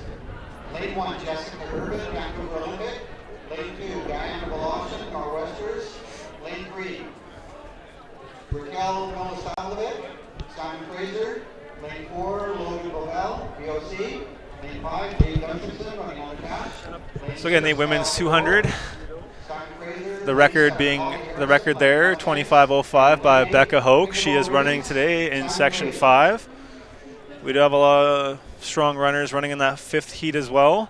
Bryce West with a time of 25:98, so definitely with some potential there to run a good race being pushed. Valda Cabilla as well, scheduled to run that 200. It remains to be seen whether or not she will actually run. She has been dealing with hamstring problems. So again, those hamstring issues obviously being an issue. We'll also see red shirt Chantel Desch run, and there goes the gun, and we have several Simon Fraser athletes here. Peekaboo Reeves on the outside, Miloslavovich on the inside, and Fedor in 6, although Fedor not racing. There's Miloslavovich on the inside. This looks like Pavel, Voloshin, Miloslavovich, and shortly after Reeves. So good 200 there from the clan women. And Pavel's winning time, 25:68. So that was section 3 of 5. 2 Simon Fraser athletes scheduled to be in section 4 of 5. Those athletes being 2 of the Natashas, and Natasha Lazecki and Natasha Friedman. So Friedman and Lazecki scheduled to be in this next heat. And as you can see, we have men's triple jump also in action right now. No SFU athletes in that field. And I do see Natasha Lazecki over there warming up. This heat featuring Tyndall, Blushki, Lazecki, Russell, Liu, Champeau, Friedman, and Reed. Now we have section 4, women's 200 meters. In lane 1, Hannah Tyndall, Kopilov Cheetahs. Lane 2, Renata Blushki, Comox Cougars. Lane 3, Natasha Lazecki, Simon Fraser. Lane 4, Emily Russell, UBC. Lane 5, Justin Liu, running unattached. Lane 6, Megan Champeau, Lightning Mustangs. Lane 7, Natasha Friedman, SFU. And lane 8, Aaron Reed, UBC. And just as this heat is getting underway, I am being joined here by Cameron Prasiviat. Cam, how's it going? Good, thanks. How are you, Luca? I'm all right, thanks, bud. Now, Cam, you didn't run the 800 today. You are the record holder in this event. You chose instead to run a 400. Can you just walk us through why you chose the 4 instead of the 8 today? Well, I feel like I'm in pretty good shape at this point in the season. I had some good races already, and I feel like there's a lot more to come for the rest of the season. So I haven't run a 400 in a while, and I figured today would be a good day to get the speed going, feel good, and then get some good races in next weekend when I'm a bit more rested. Yeah. So far, we've been various teammates we've talked to. A lot of them have talked about the idea of getting different work done. And right now you're just talking about doing the speed work. What does it feel like to get that different style of training and competing in as opposed to what you normally do and being the 800? Well, I think the main thing I get from running the 400 is running all out for the 400. It makes the first lap of my 800 feel a lot easier. Makes me feel like I'm going slower, right? And ultimately what I want in the 800 is to go out at any pace it goes out and feel comfortable and be able to finish that second lap. So going as fast as I can in a 400 before doing a couple 800s is just it just makes the 800 feel that much better. Now also you are a member of that 4x4 team that did very well at the indoor GNAC. Just what does it feel like for you to go from, say, a 4x4 scenario into running a straight up 400? The start's a lot different. Coach Tom was saying that me standing instead of using blocks, because I don't know how to use blocks, adds 0.7 or something to my time. I don't know how accurate that is, but it's kind of a confidence booster. In the 4x4, I've run faster than how I ran today in the 4, but because I have a running start, that's probably what it is, and it means my speed's around the same as where it was at the end of last year, which is good.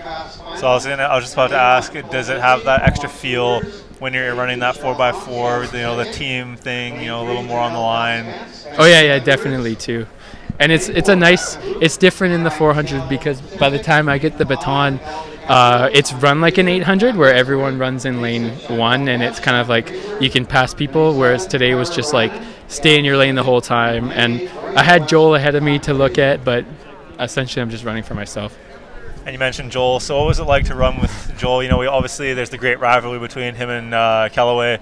Just what do you think about that situation?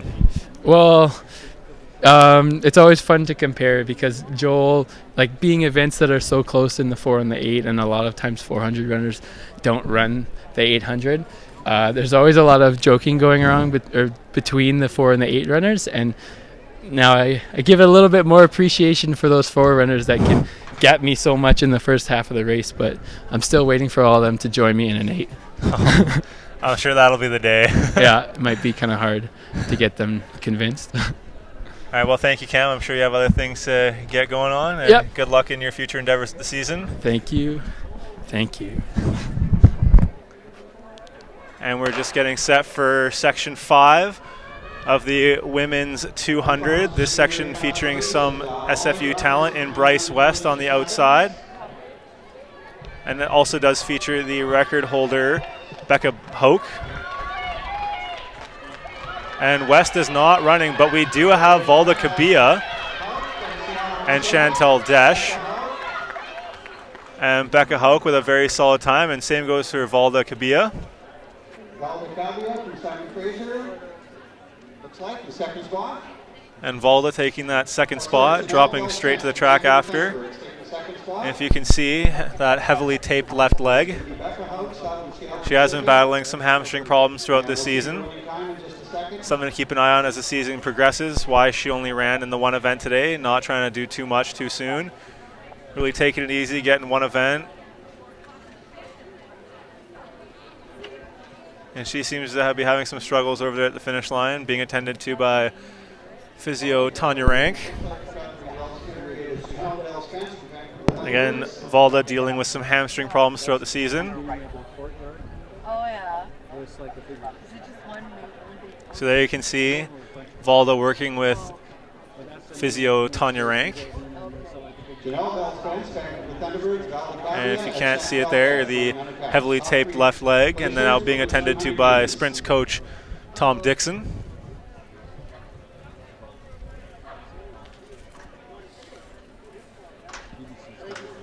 And Coach Dixon doing his best to give her some pointers while physio is right there too.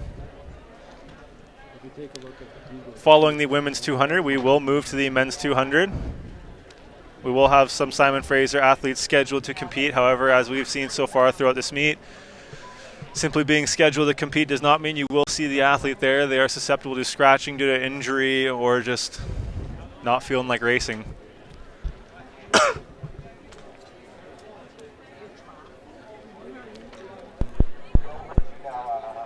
And just a look over at the triple jump.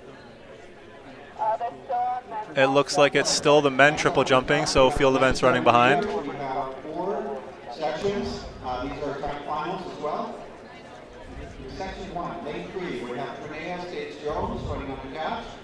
Lane 4, so there you can see the men's triple. Looks like a Western Washington uniform.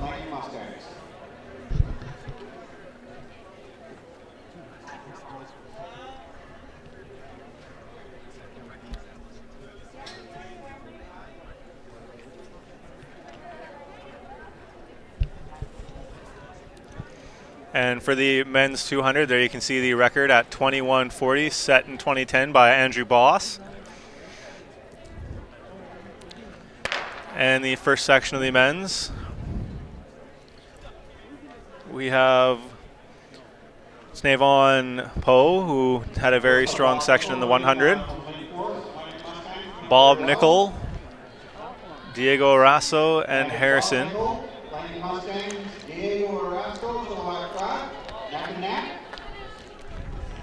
And there it comes down to a tight finish.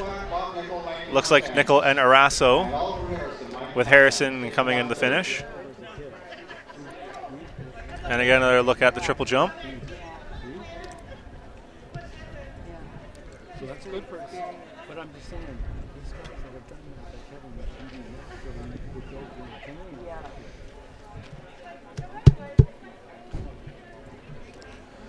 Section 2 of the men's 200s, scheduled to feature 2 SFU athletes in Andy Vo and Jacob Karamanian.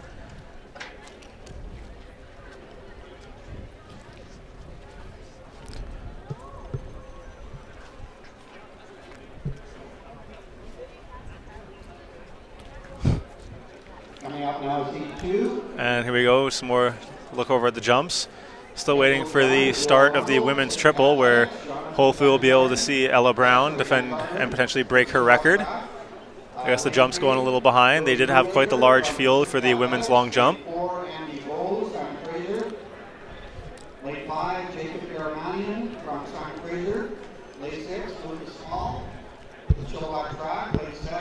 So you can actually see there Jacob Karamanian actually there for the men's 200. His teammate Andy Vo not there. Again, Andy scratched in the 100. Andy with some ankle issues, susceptible to not competing due to injury. So already missed one event, we'll miss another.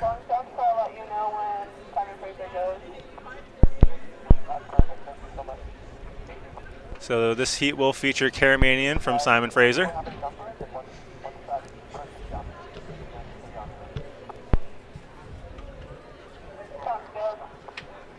Sorry, it looks like Andy Vo is there. So Vo scratching the 100 and now coming out for the 200.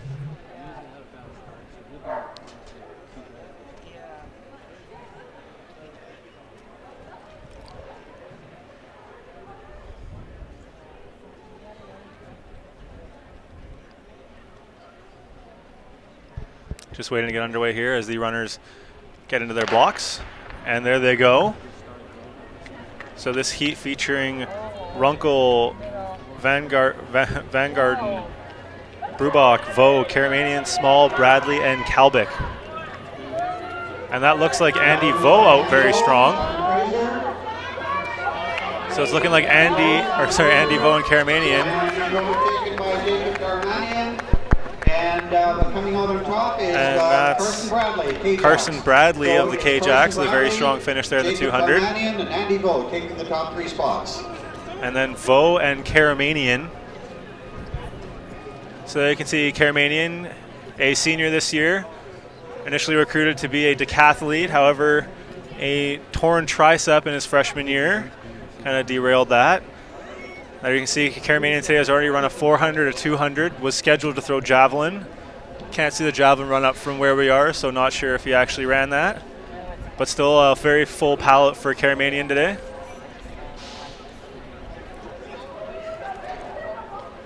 So again, getting the word now is that men's triple jump has wrapped up and women's is set to begin. And there you can see the record, 11:41 by Ella Brown back in 2014.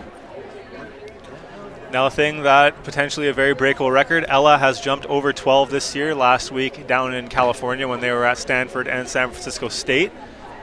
So Brown in a position to break her previous record with ease.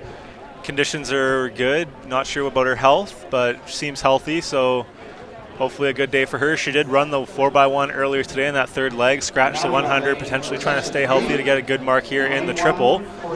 You'd like to think there would be some sort of home field advantage here for the jumpers, knowing their own pits. There are some instances for the field events where knowing your own facilities can help a little more. And tracks, obviously, the different material of a track could play a factor. And they can see athletes getting ready for the third section of the men's 200. This section again will feature some Simon Fraser talent. In lane 1 is Corey Parks from Simon Fraser, Ramsey, Cantarella, McLean, Pinsky, Jobson from Simon Fraser in 6, Hughes and Hutchinson in 8 from Simon Fraser.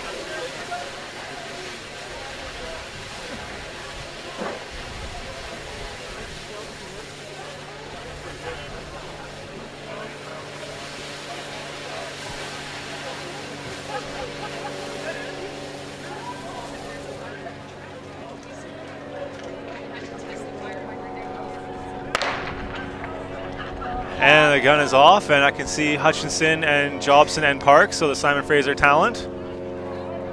We just had a very interesting moment. The fire department testing the hydrant here by the track due to the fire in the nearby res buildings. So everyone taken by surprise with the brief eruption of a fire hydrant. And Jobson looking to have a strong finish, however, he is beat out by Seattle Pacific. Kevin Hughes. That is Kevin Hughes of Seattle Pacific with a strong finish. However, Zane Jobson with a strong showing in the 200 with his teammates Parks and Hutchinson.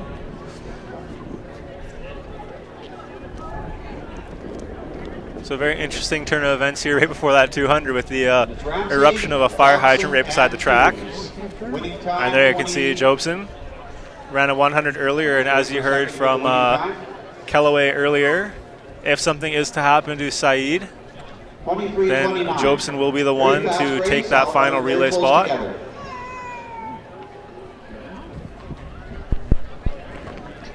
And we're getting set for section 404 here in the men's 200. This section scheduled to feature Vladislav Tsegenkov and Daniel Kellaway from Simon Fraser.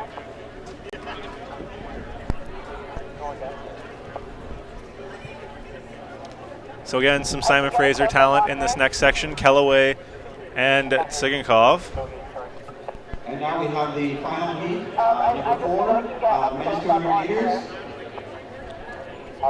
Scheduled to run and the fastest seed time here in this 200 belongs to Joel Webster with a time of 21:66. From Simon Fraser, lane 2. Lane 3, Daniel Kellaway. And there you can see on your screen Ella Brown looking to defend her record and potentially break it. She's off to a strong start to the year, already over 12 meters, putting herself in a good position for nationals. So again, Ella Brown and the triple jump scheduled to begin shortly due to already being behind schedule. So again, this poses to be a very interesting 200 meter. The rivalry of Kellaway and Webster set to ignite here with Tsegenkov there. Also poised to do very well. So a very competitive 200 in the making here.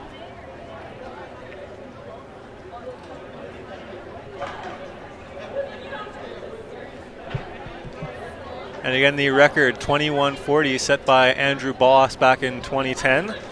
The closest one to breaking that is Joel Webster with his time of 21:66. Just waiting for the runners to get in their blocks. And they can see in lanes 2, appearing 2 and 3. So on the bottom, on the back right part of your screen there, from right to left, is Tsegenkov with the tucked-in singlet, Kellaway, and then right after that is Webster, the red shirt. So again, Joel not competing under the SFU this year. He will be back next season.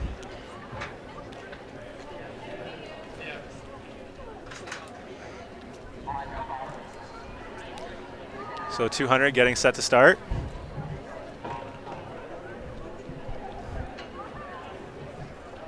So again, in this heat, Tsegenkov, Kellaway, and Webster. Just waiting for the runners to get set here.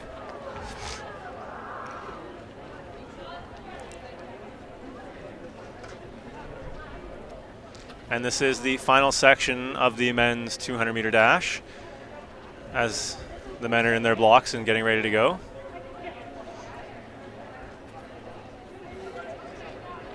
And remember, on the track following this will be the women's and men's 400 hurdles, as that is the gun. Each will have one section. And there you can see on the inside, Tsegenkov off to a strong start. Webster also with Hannah. This poises to be a strong finish between Webster and Hannah. So Webster out to a strong start, and it looks like Kellaway in second, followed by Hannah and then Tsegenkov. So a very strong 200 taken by Joel Webster. Waiting on the unofficial time posted by Webster. And there you can see Daniel Kellaway, who was with us earlier today. And that field featured Litherland, Tsegenkov, Kellaway, Webster, Hannah, Ma, Obosi, and Los. And we're going to send you back over to triple jump, where Ella Brown is getting ready. We will have a lot of time, because there you can see the next event on the track will be the women's 400 hurdles. So the hurdle crew having to come back on the track and set up. It will be the men's 400 hurdles. Simon Fraser's Megan Nodding set to compete in the women's 400 hurdles, along with Monique Lisick. So sorry, two heats of the women's 400 hurdles. The men's 400 hurdles will only feature one heat, and it will consist of Josh Adamar and Ben Conrad of Simon Fraser. Granted, I spoke to Ben earlier today. Happened to run into him, and he said he's been hurting, so he will not be running. So it will just be Josh Adamar.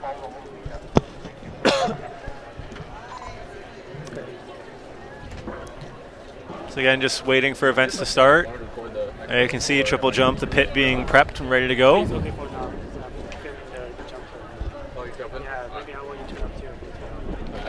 just going to get the 400-meter hurdles.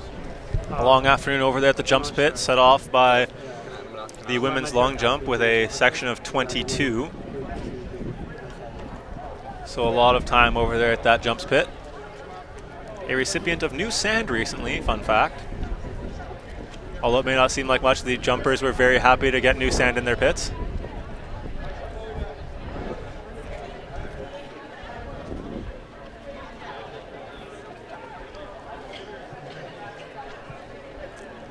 So as we've been talking about Ella Brown, getting ready to go here at the triple jump. She's been off to a very strong year. She's been a very strong competitor for SFU in the triple jump. Again, triple jump not being a very popular event, and Ella being a strong competitor in the event.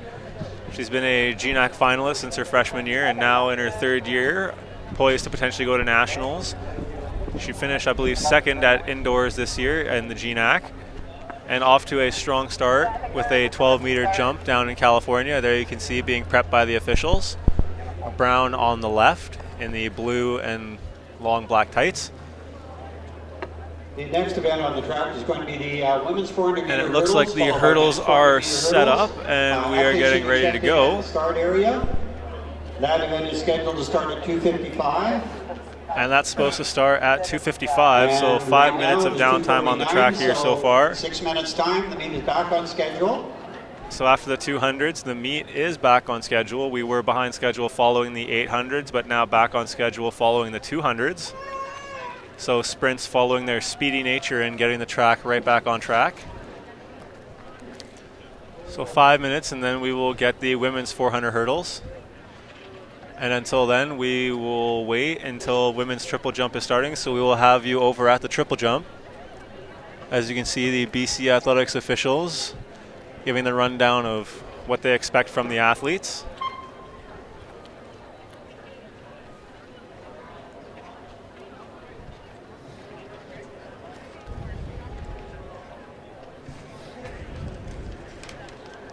They have their first jump there, about to start. So again, the upcoming meets for the clan. They will next head off to the Los Angeles area for the Mount Sac Relays, Azusa Pacific and Long Beach Invitational. Those take place from April 14th through 16th. So as you've heard from various athletes, a lot of emphasis on those meets in California. Good weather and good competition. As you can see, triple jump is now underway. The following weekend, the clan will travel to either the Oregon State Invitational, the Ralph Bernacchia, the Mount Hood Track and Field Festival, or the Peyton Jordan. The reason there are so many meets on that day is because the clan will send different athletes to different venues depending on what it favors. So again, the Peyton Jordan being more of a distance favorable meet, and the Ralph Bernacchia favoring the throws due to the facility down at Western Washington. And then the GNAC Championships on May 13th and 14th down at Western Oregon. And of course the NCAA Division II Championships. And here is Brown's first jump. So here is Ella Brown, the meet record holder.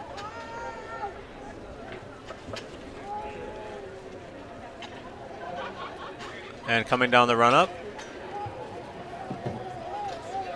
And not the strongest looking jump to open up there from Brown.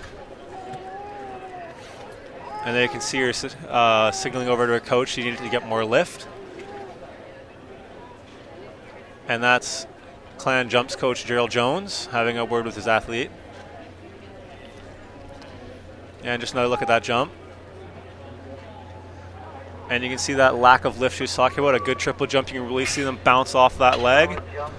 A lot of stress on those knees and ankles, as you can see that 1 foot pot. And her opening jump, 11:24, so not quite at her previous record and not quite at her season's best, which is just over 12. I believe it's 12:04. And again, having a word with senior jumper Jerry He, hopefully some words of encouragement. And we'll get you the list of that triple jump field momentarily.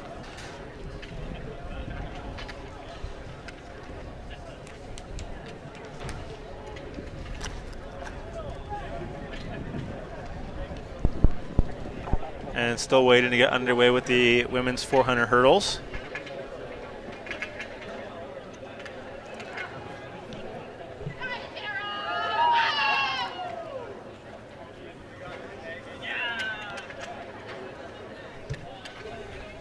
And we're just getting ready for the next triple jumper. Women's 400 meter hurdles. Still looking for that start list. There are 2 sections. That's a time final. In section 1, lane 3, Emma Lambert, Seattle Pacific. Lane 4, Takara Ryerson, Comox Cougars. Lane 5, Deja Slavadaslay from Western Washington. This will be interesting to see what happens with the men's long jump, because they were scheduled to start at 3:15, and there's a foul there. So due to the nature of the jumps pit being behind schedule, it is doubtful that we will be able to bring you the coverage of the triple jump, or sorry, the men's long jump. And still we are waiting to get started with the women's 4 hurdles. This section featuring Simon Fraser athlete Megan Notting.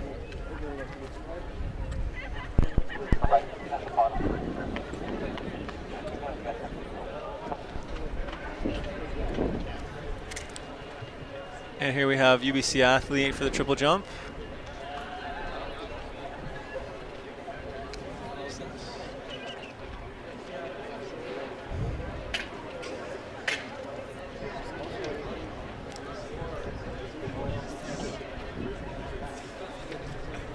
And now coming up on the track is the women's 400 meter hurdles. They are finally ready to get underway, probably within about 30 seconds of starting. The meet record is 59.56, set by Christina Lowe of the Coquitlam Cheetahs. And there you can see in lane 6, Clan's Megan Notting.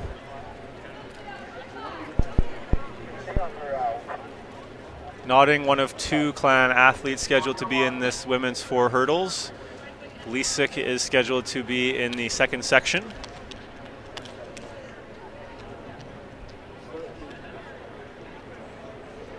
So the runners in their blocks. I have heard arguments that the 4 hurdles is actually easier than the 400 simply because athletes can just count their steps between the hurdles. Apparently it's an easier mental escape than simply running a full lap around the track. I've yet to try it, so I couldn't tell you which one works better myself. And the gun goes off and we're ready to go. And they're all over the first hurdle, and that's Notting representing SFU. Lambert in lane 3, Rearson in 4, Svaldesley in 5, and Notting in 6. And it continues to be Emma Lambert, Seattle Pacific. And it is Lambert out front from Seattle Pacific. Go, Deja! The highest seed times belong to Rearson and Svaldesley at 104.26, both of them actually.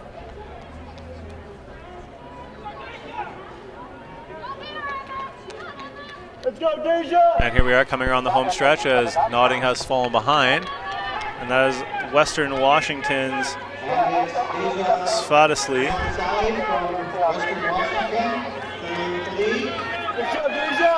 And Western Washington, she will take it. And Notting with a chance to get third, and she makes it close. And we'll quickly send you over to triple jump. From Simon Fraser. And you can see Ella Brown again attempting her second jump. And taking their race is Deja Sladaslali from Western Washington. And there you can see a much better jump this time from Ella.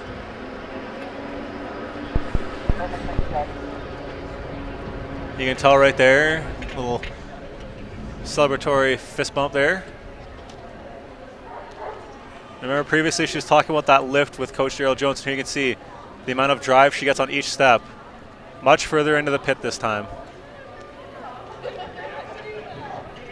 We'll get you that mark when we hear it.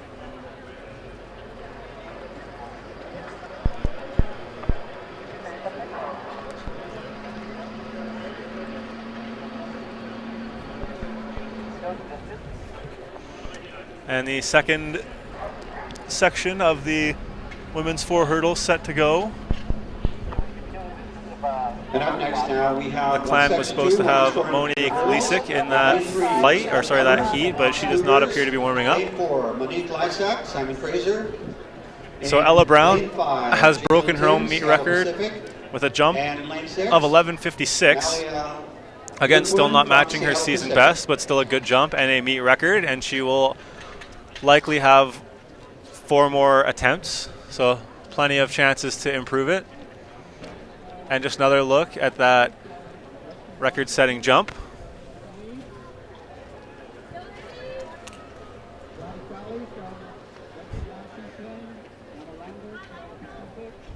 And you can see just mentally getting locked in.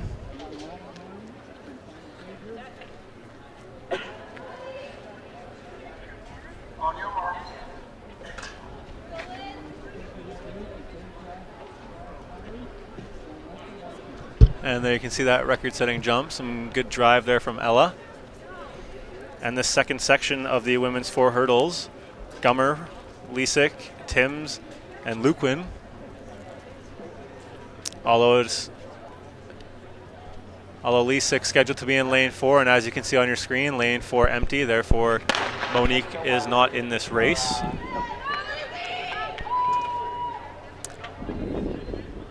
So following this will be the men's 400 hurdles scheduled to start after. And that one will have SFU freshman Josh Adamar. Jalen Timms with the lead. About 200 meters, just over 200 meters to go.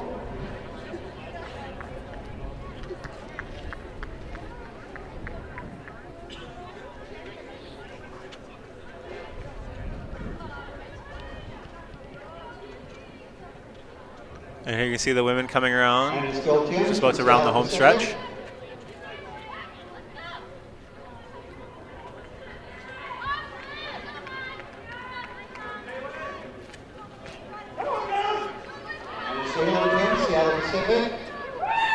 And that's Timms from Seattle Pacific out front taking the win.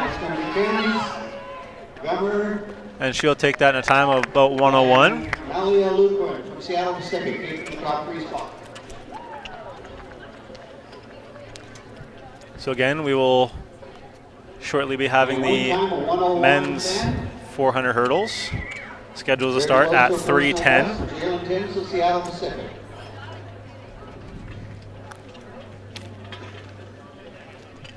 So the potential to run ahead of schedule here on the track, but either way, we will send you over to the jumps pit where it looks like Ella is on deck.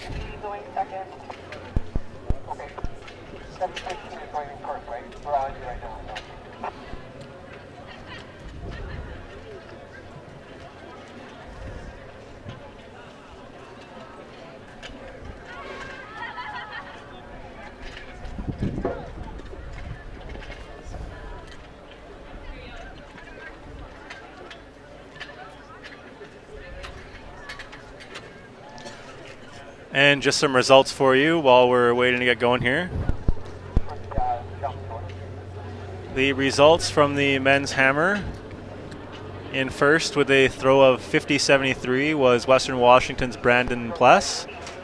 In second was Simon Fraser's Peter Benke with a throw of 50.47. Benke a back-to-back GNAC runner-up. So his freshman and second year, a runner-up in the GNAC. And in third from Western Washington, Brian Lee. And then in fourth from Simon Fraser, Paul G. Bandal. And here we can see the third attempt from Ella Brown,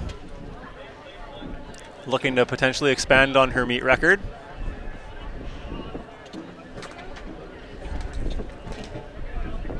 And another good looking jump there from Brown. So again, we still have more results until we get that result.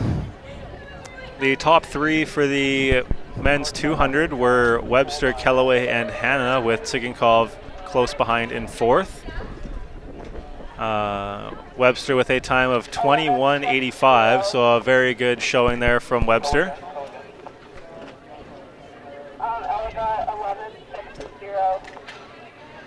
So Brown expanding on her meet record, now jumping 11.60.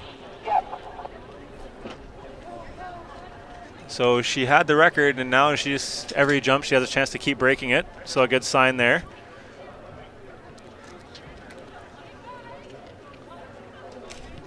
And we are about to get underway with the men's 400-meter hurdles, the record being 55.61, set by Ryan Anderson from Seattle Pacific back in 2012.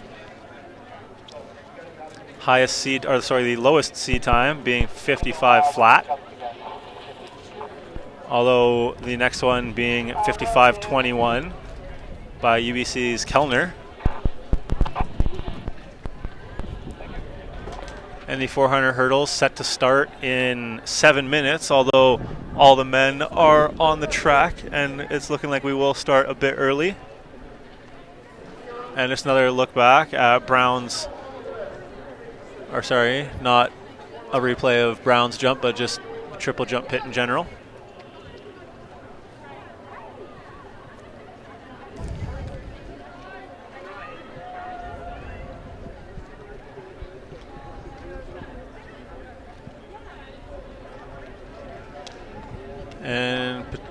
And a red flag goes up, looked like what would have been a toe foul. And that would be stepping over that white board.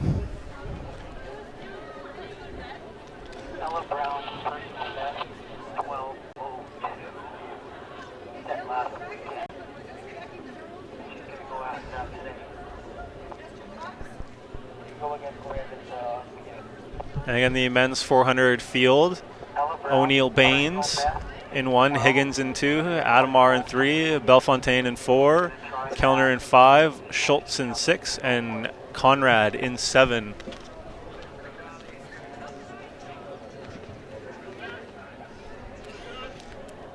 So again, Ella Brown still trying to break her meet record and also her own personal best, which is 12:02, which she set last week down in California.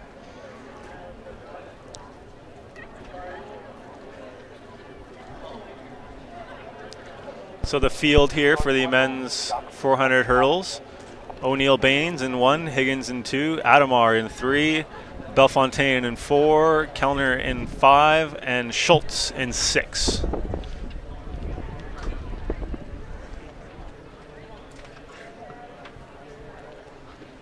And a reminder, this is the final track event we will be broadcasting.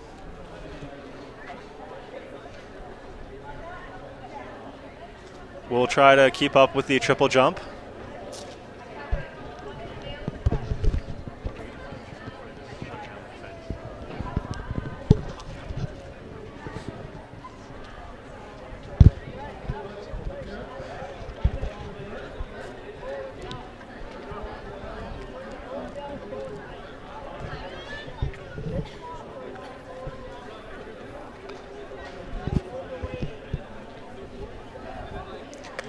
So again, the men are behind their blocks. On the track right now, the men's 400 meter they appear to be running at about 4 minutes ahead of schedule. Just a reminder, this will be the final broadcasted track event. The varsity relay will be recorded and posted likely to the SFU SAC page. And we will wrap up with the triple jump. And lane 7, Ben Conrad, Simon Fraser.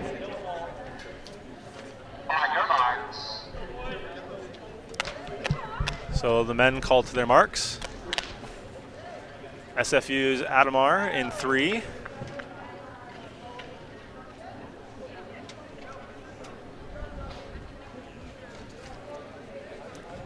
So again, the final track event to be broadcasted. We will finish the triple jump and speak with record holder and breaker Ella Brown.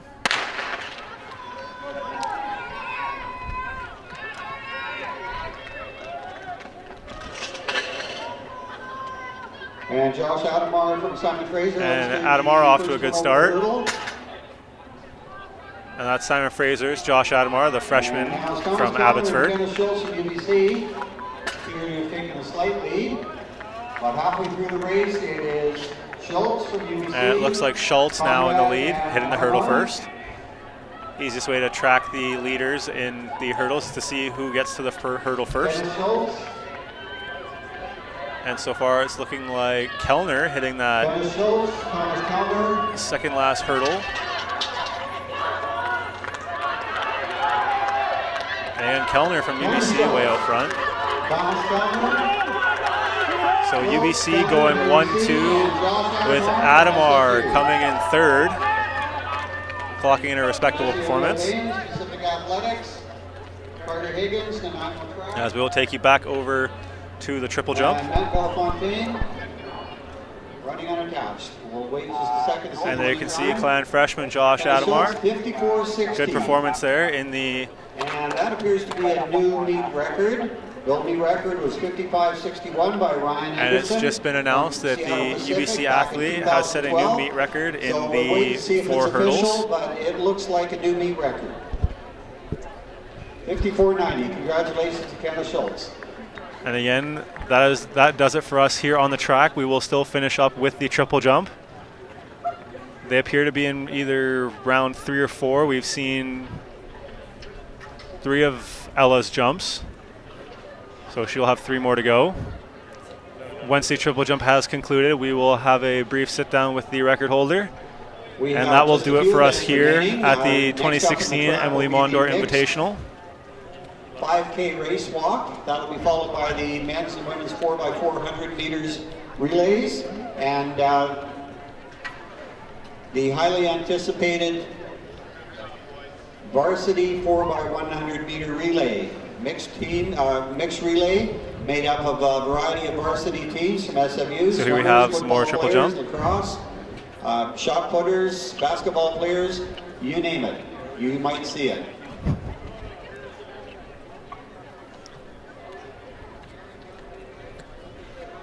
And here we have another jump.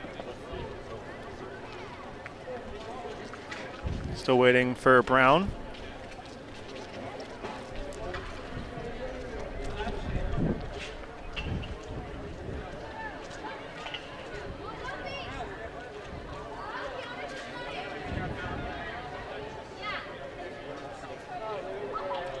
Again, you can see Brown on deck waiting to get going. This will be round 4 of 6. Field events getting 3 prelims. Top 8 or 9 will go and get another 3. Brown, probably the leader of this pack, will get a definite 6 unless she chooses to scratch. As you've seen throughout this meet, a lot of athletes have been scratching events to try and maintain health going forward throughout the season. This is technically early on in the track season. So Brown with the meet record with another jump here. A chance to best that mark and potentially scratch if that's a direction she wishes to go.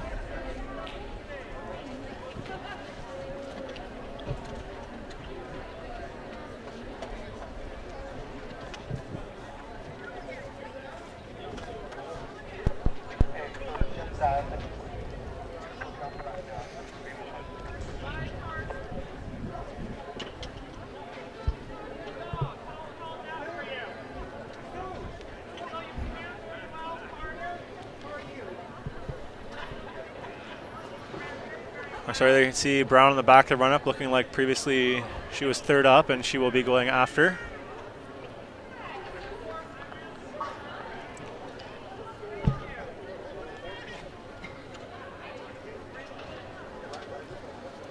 So a fair jump. It will be marked, and there you can see in the very back of the run-up, Ella Brown getting ready for her 4th attempt. Ella's up next.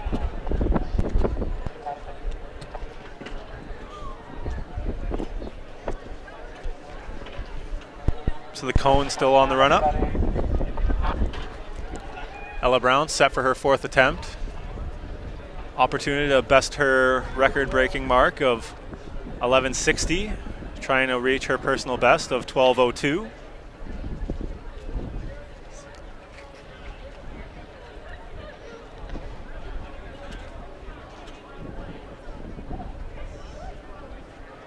And there she goes down the run-up. Good speed, and she hits the board. And that looks like she hit the board a little too far. Waiting to see if that counted.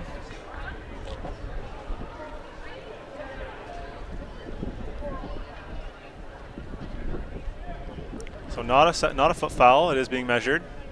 Looks like a very fair jump, as you can see Ella Brown having a chat with Coach Gerald Jones. the long tenured jumps coach here at SFU.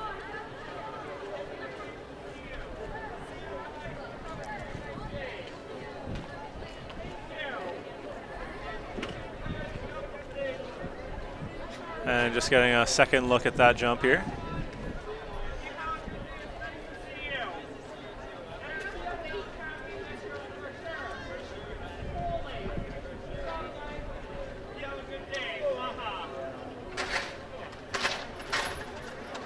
And here you can see Ella's previous attempt.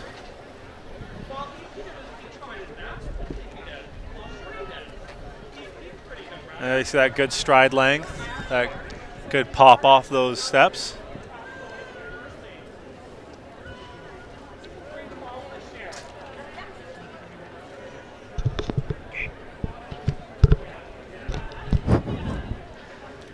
So again, the track, null right now, nothing going on. They're cleaning up the hurdles, getting ready for whatever's to come next. Again, we are done on the track for the remainder of this broadcast.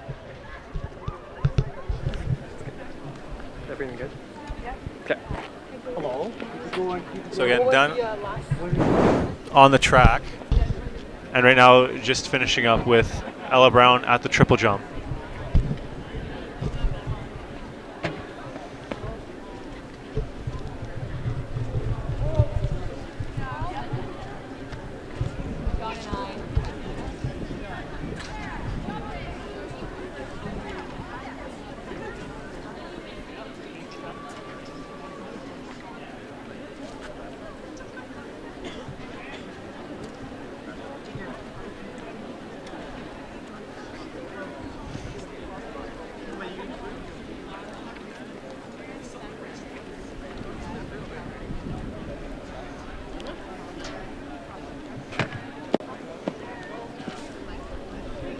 So again, right now, just leaving the cameras up at the triple jump, waiting to see what Ella Brown does.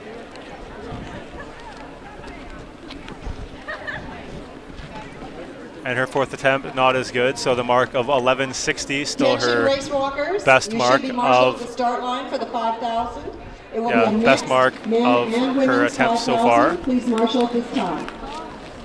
Again, waiting for her final two attempts. She's not scratching her final attempt. She will ride it out, so to speak. See if she can improve her mark.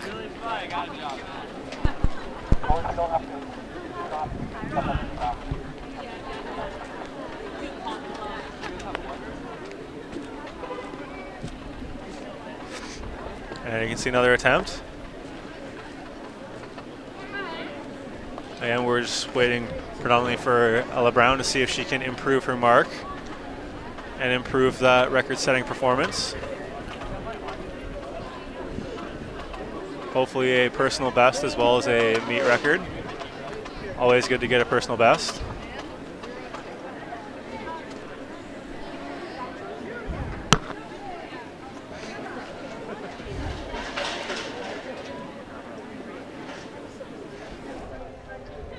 So as you can see, it's a very small field in the women's triple jump, guessing about 5 to 6 athletes.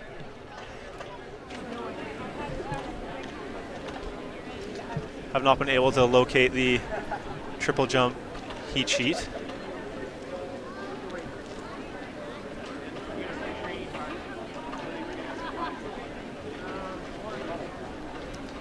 Seen it for all the other field events. For some reason, women's triple jump just non-existent. And there you can see Brown at the back of the run-up, getting ready for her 5th attempt. And a reminder, this is our final broadcasted event, the women's triple jump. We will try and get a quick interview with Ella after her 6th and final attempt.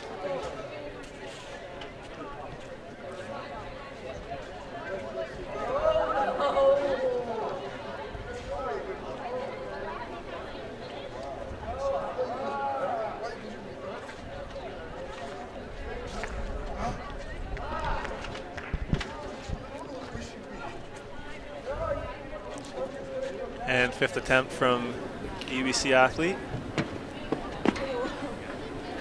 And that will be a foul. And there you can see the red flag raised by the BC athletics official. Next up on the track, a big thank you to them for allowing this meet to be possible. And our competitors are Eric Peace, Racewalk West, Kyra Danielson, Racewalk West, Zoe Zhang, Racewalk West, Nima Parakesh. So here we have Ella Brown on her 5th attempt, Racewalk West, looking to improve on her mark of 1160. And College Shane from Racewalk West, UPC, Alger Liang, Racewalk West, and Kelly Chu, Hershey Harriers. Competitors in the 5K Racewalk. And that one not next looking event. as far as her previous attempts. Not getting that same drive she's had on her previous attempts.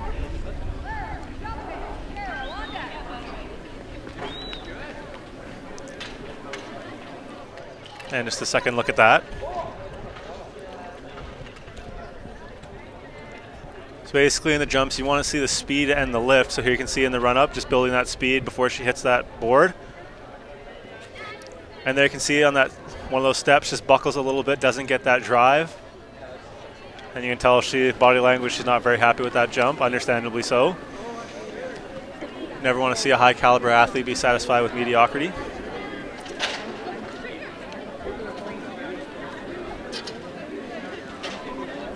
Her last one was 11:54, so not quite there. Her previous jump being 11:54 again, not on her day's best and not quite close to her personal best.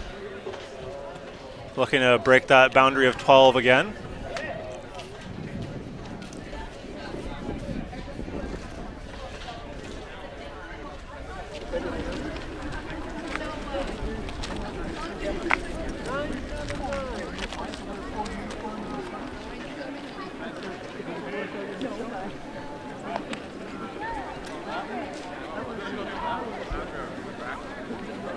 So again, right now, the gun just going off for the race walk.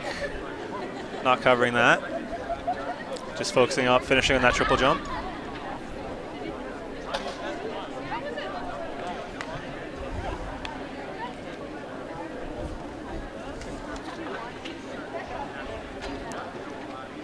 So previously we've been looking a lot over at the jumps pitch, or sorry, the jumps pit. And earlier we showed you Helen Croft's amazing moments, and now we have the story of Ruki Abdullahi, a member of the class of the 2016 SFU Hall of Fame. Let's take a look.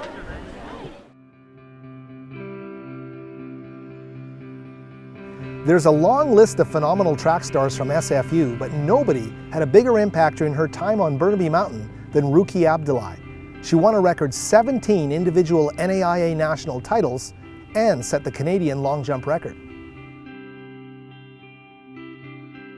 When I was 6 years old, I always dreamed to come to Canada.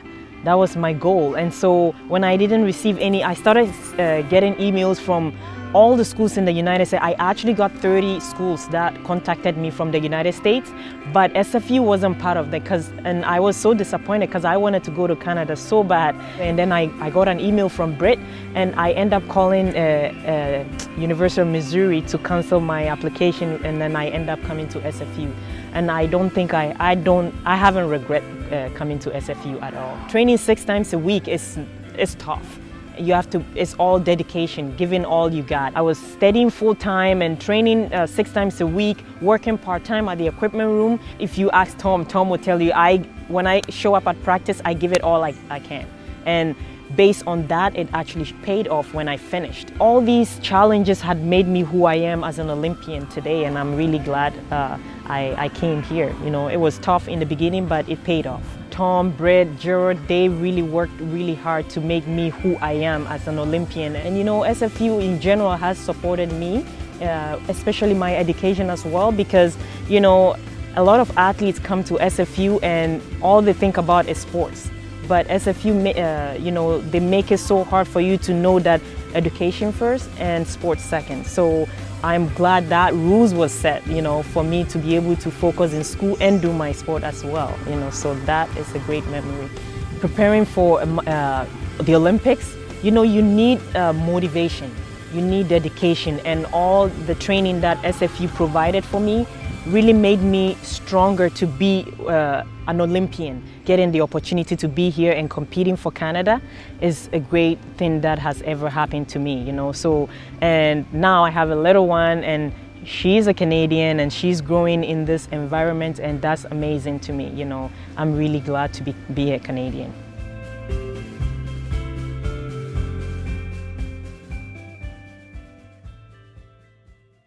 Walk west. And you can visit our website at athletics.sfu.ca/50moments to check out all the amazing articles, video features, and photo galleries from the project. And just in time for Ella Brown's 6th and final attempt.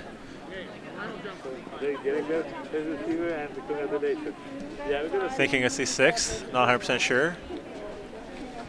I like to think I can count on just 2 hands.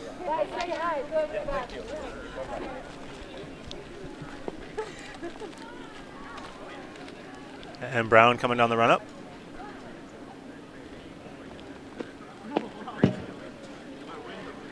And that one, another good-looking jump.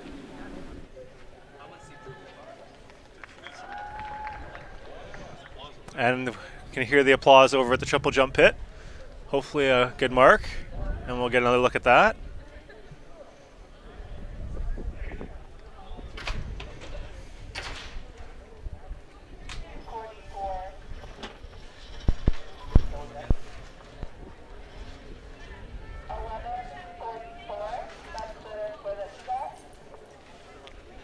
And that last attempt was 11:44, so 11:06 still being the golden standard for Brown and the new record here at the Mondor. And here you can see that last attempt.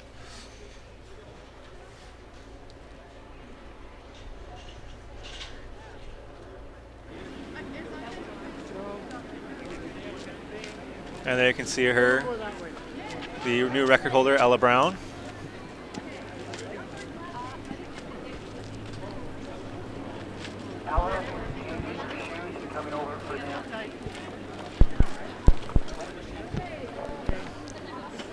So very solid day so far for the SFU athletes. We've seen some new meet records. We saw Marc-Antoine Rouleau set the new record in the mile. We just saw Ella Brown break her record.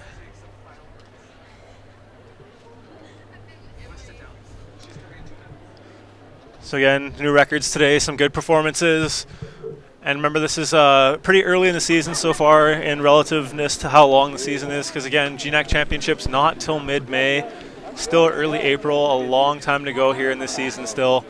So some good performances, people doing events that, you know, not normally their event, and still doing well. We saw people like Callaway running the 100, Cam running the 400. Just people doing their part to pitch in, treating this meet seriously, you know, as much as we want to call it a glorified workout either way. People on the team just coming out, putting in their work.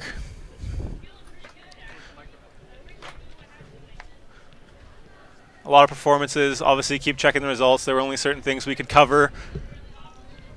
And obviously, there is still the 4x4 coming up. And of course, the famed varsity relay, always a good time. That will be recorded and posted on the SAC page. Just waiting for Ella Brown to come back from triple jump.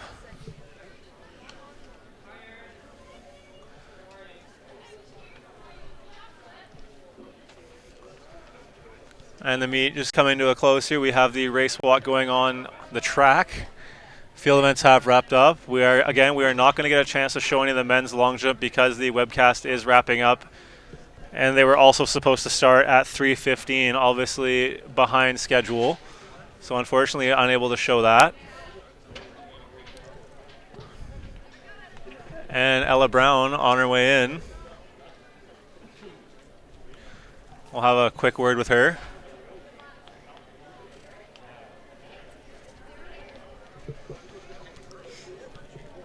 So how's it going, Ella? Good. Extra good now. So Ella, how does it feel to break your own record?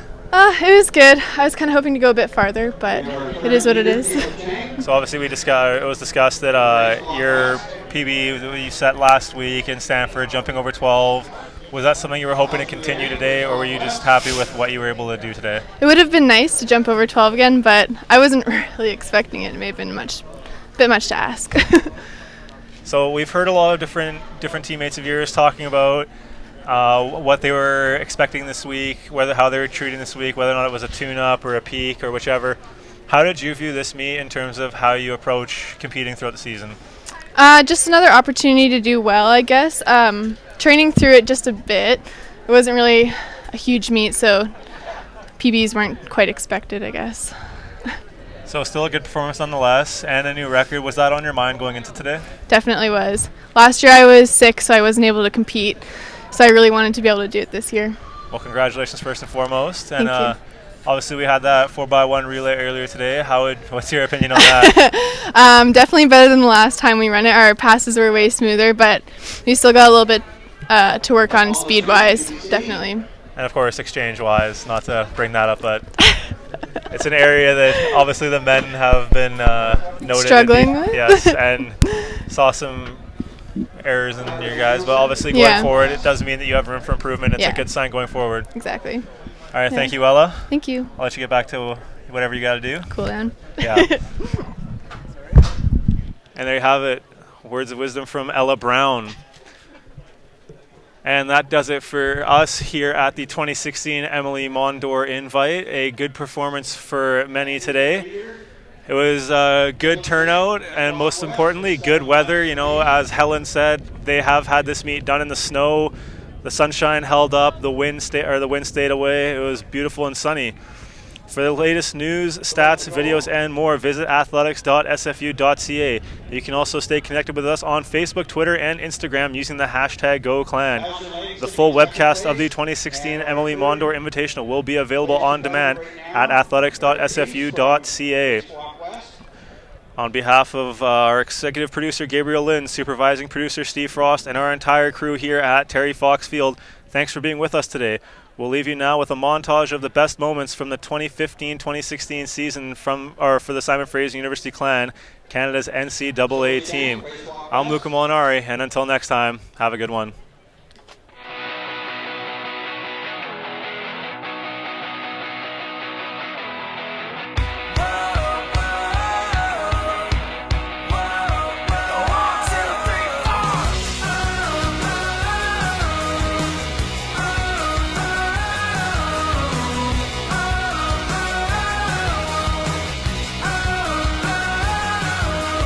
Stop this up.